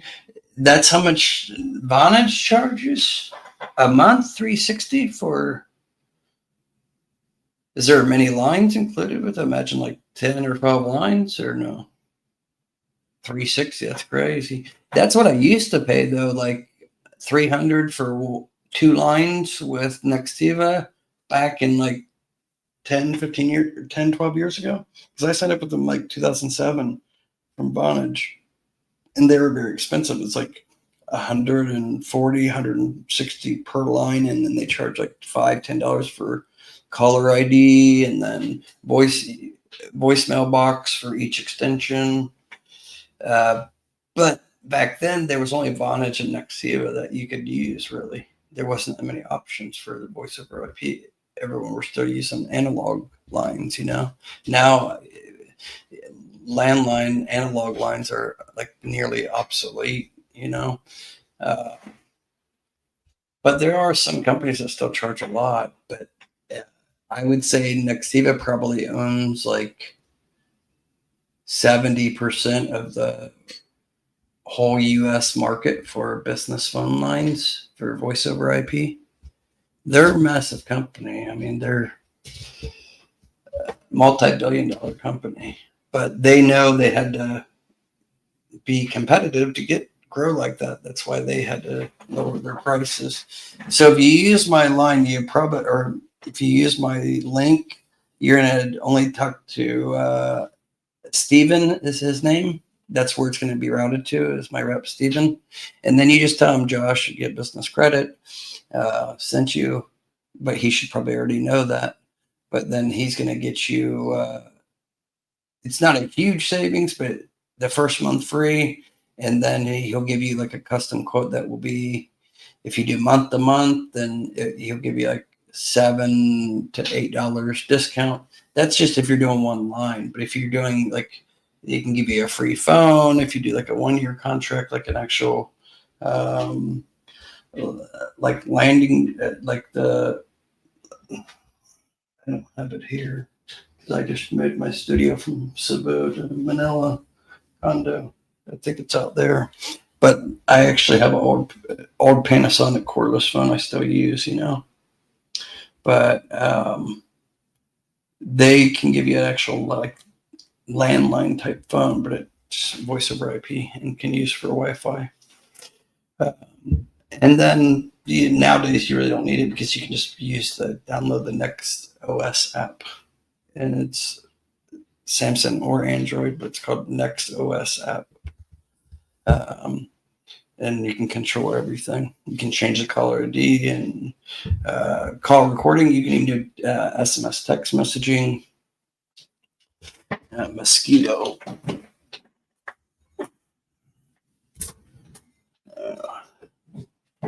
But anyways, I hate to ramble. I can't believe there's still like 20 people here. I think this is like one of the longest, not the longest live, but one of the latest lives and one of the busiest lives, because at one point in time there was like 60 some people in, but it kind of stayed around like 45 for bulk of the night. But yeah, there's tons of features in there. Like it gets confusing when you go on the web portal of Nextio. There's like, it's all included. It's only like $25 to $40 a month, depending on if you do it 1 year versus a 1 year contract or a month to month. There's different deals, that he can give you.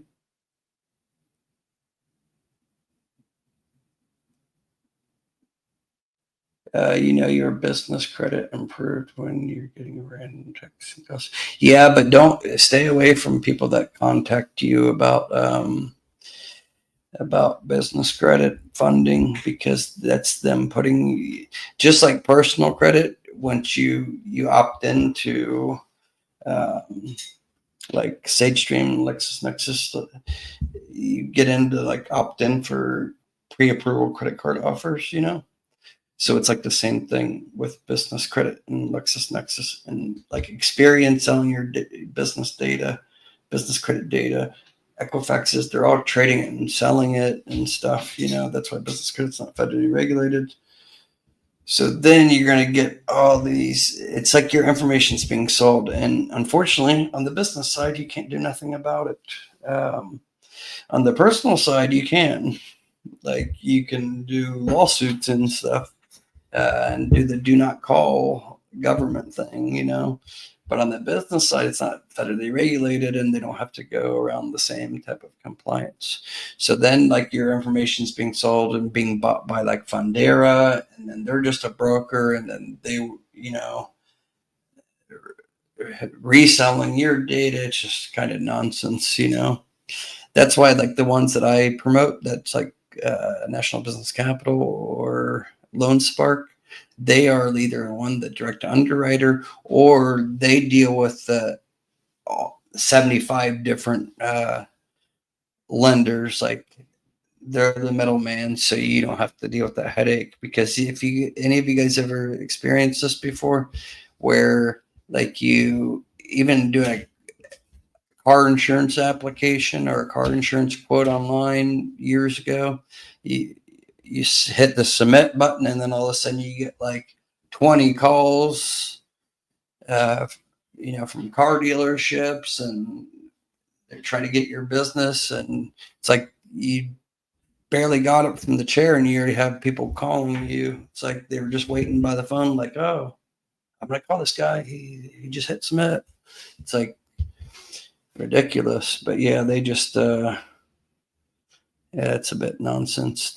How they do the spamming, but they're all offering the same product. It's all merchant cash advances that are crappy, that are just going to get you more behind on business credit, and then get a UCC filing on your business credit. Those aren't necessarily derogatory, but they're also not helpful if you're trying to get serious funding. There's just too many other options. That's why I like to do the fintech lines, because the fintech lines won't get you any UCC filings as long as you're current with them, of course. But if we say, like a lot of my students that we get approved for the fintech lines, You get like 4 high limit fintech lines. Okay, you use 2 of them for the working capital, right? Instead of going and taking a merchant cash advance, you use the fintech lines, even if they're net 20 or net 30 or net 60 flex lines, it's fine. And then you have the 2 buffer ones that you're going to liquidate those to pay the other 2 off. So then you're benefiting from the double reporting, and you're using one to pay another, and you just keep on doing that. And then it's just building up stronger and stronger business credit. And then you're never having to deal with financing fees too much because it's very minimal because they make money off the interchange fee. And you're not having any UCC filings, and they don't have any liens against your property. You can just go buy a house and have the property free and clear. You don't need to get any inspections or anything. You don't need to tell underwriters more what you're going to do with the money. Like, don't overindulge information. It's none of their business, really. Yeah, the dang company, you're right. Most of those merchant cash advance business lines, they don't report. The only ones that do report are the one, I mean, they all report if you don't pay them, of course, derogatory. But yeah, they don't really help you build business credit up. And sometimes they can actually hurt if you do multiple of them and you're saying Moody's or Contora or PayNet, then that's the database that holds that merchant cash events data. And then it can be used against you to get other funding. That's why I really don't like a lot of my students to get merchant cash advances. There's a place for them for certain, like say e-commerce. It's okay. Buy it if you can flip it quickly. It's just it's just like hard money lending. Hard money lending for real estate's fine as long as it's a short-term deal. Get in and get out. Don't hold it long because you borrow 100,000 on a merchant cash advance and say it's a payback for 3 or 6 months. You're likely, I don't care how good your business credit or what personal credit is, you're probably still paying like 130 to 155,000, somewhere in that ballpark, depending on which one you're paying. They say it's only like 7 points, but it really comes down to being like 30 to 50% of what you're paying.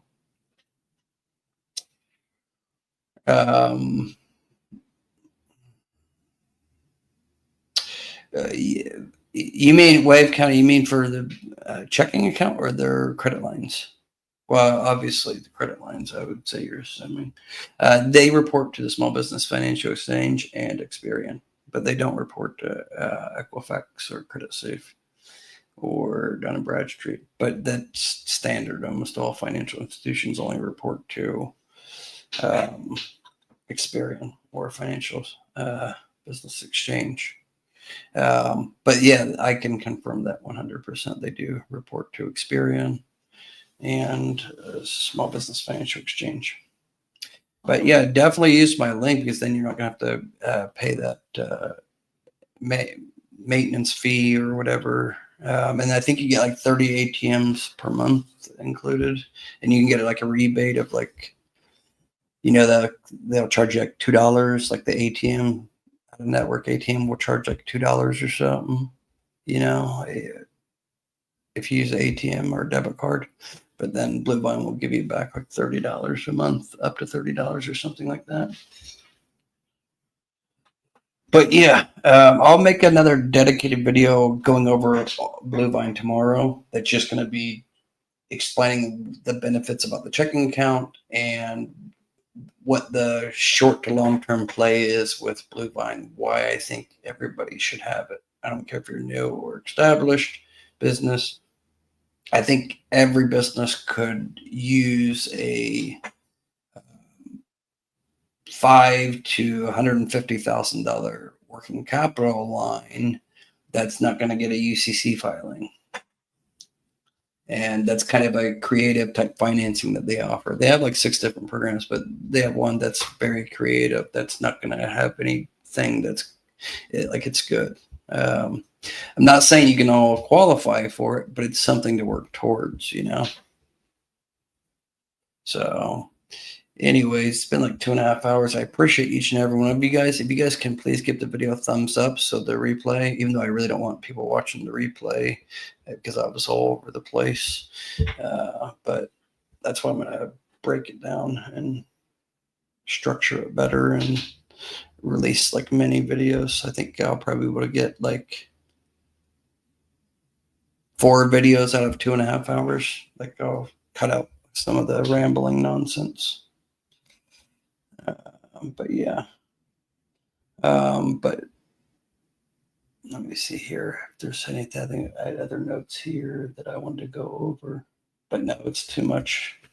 I don't want to open another can of worms. I have another trade line I wanted to talk about that's fairly new that reports to Experian and Dun and Bradstreet, but I don't care about Dun and Bradstreet, but it reports to Experian and it's fairly new. And I have firsthand experience with it, but maybe I should put that in a whole nother video because it's kind of a complex with some AI and stuff. They have the tools and stuff. It's like similar to that company GrowG that I've been kind of having some of my students sign up for. It's like that, but it's other things too, like the physical products, electronics. And then I have some news also about Samsung and Lenovo business credit lines, because Dell business web bank underwritten by web bank, the Dell business credit line that they discontinued that, but then Samsung business credit line you can get, and then directly from Samsung, and then Lenovo. So there's a couple of electronic trade lines that recently changed underwriters as well. So I want to touch topics on that, but I had it written down here on my laptop to cover tonight, but I just didn't get to it. And I know that would probably take me another hour to go over those electronic trade lines. They report to Experian and Dun & Bradstreet.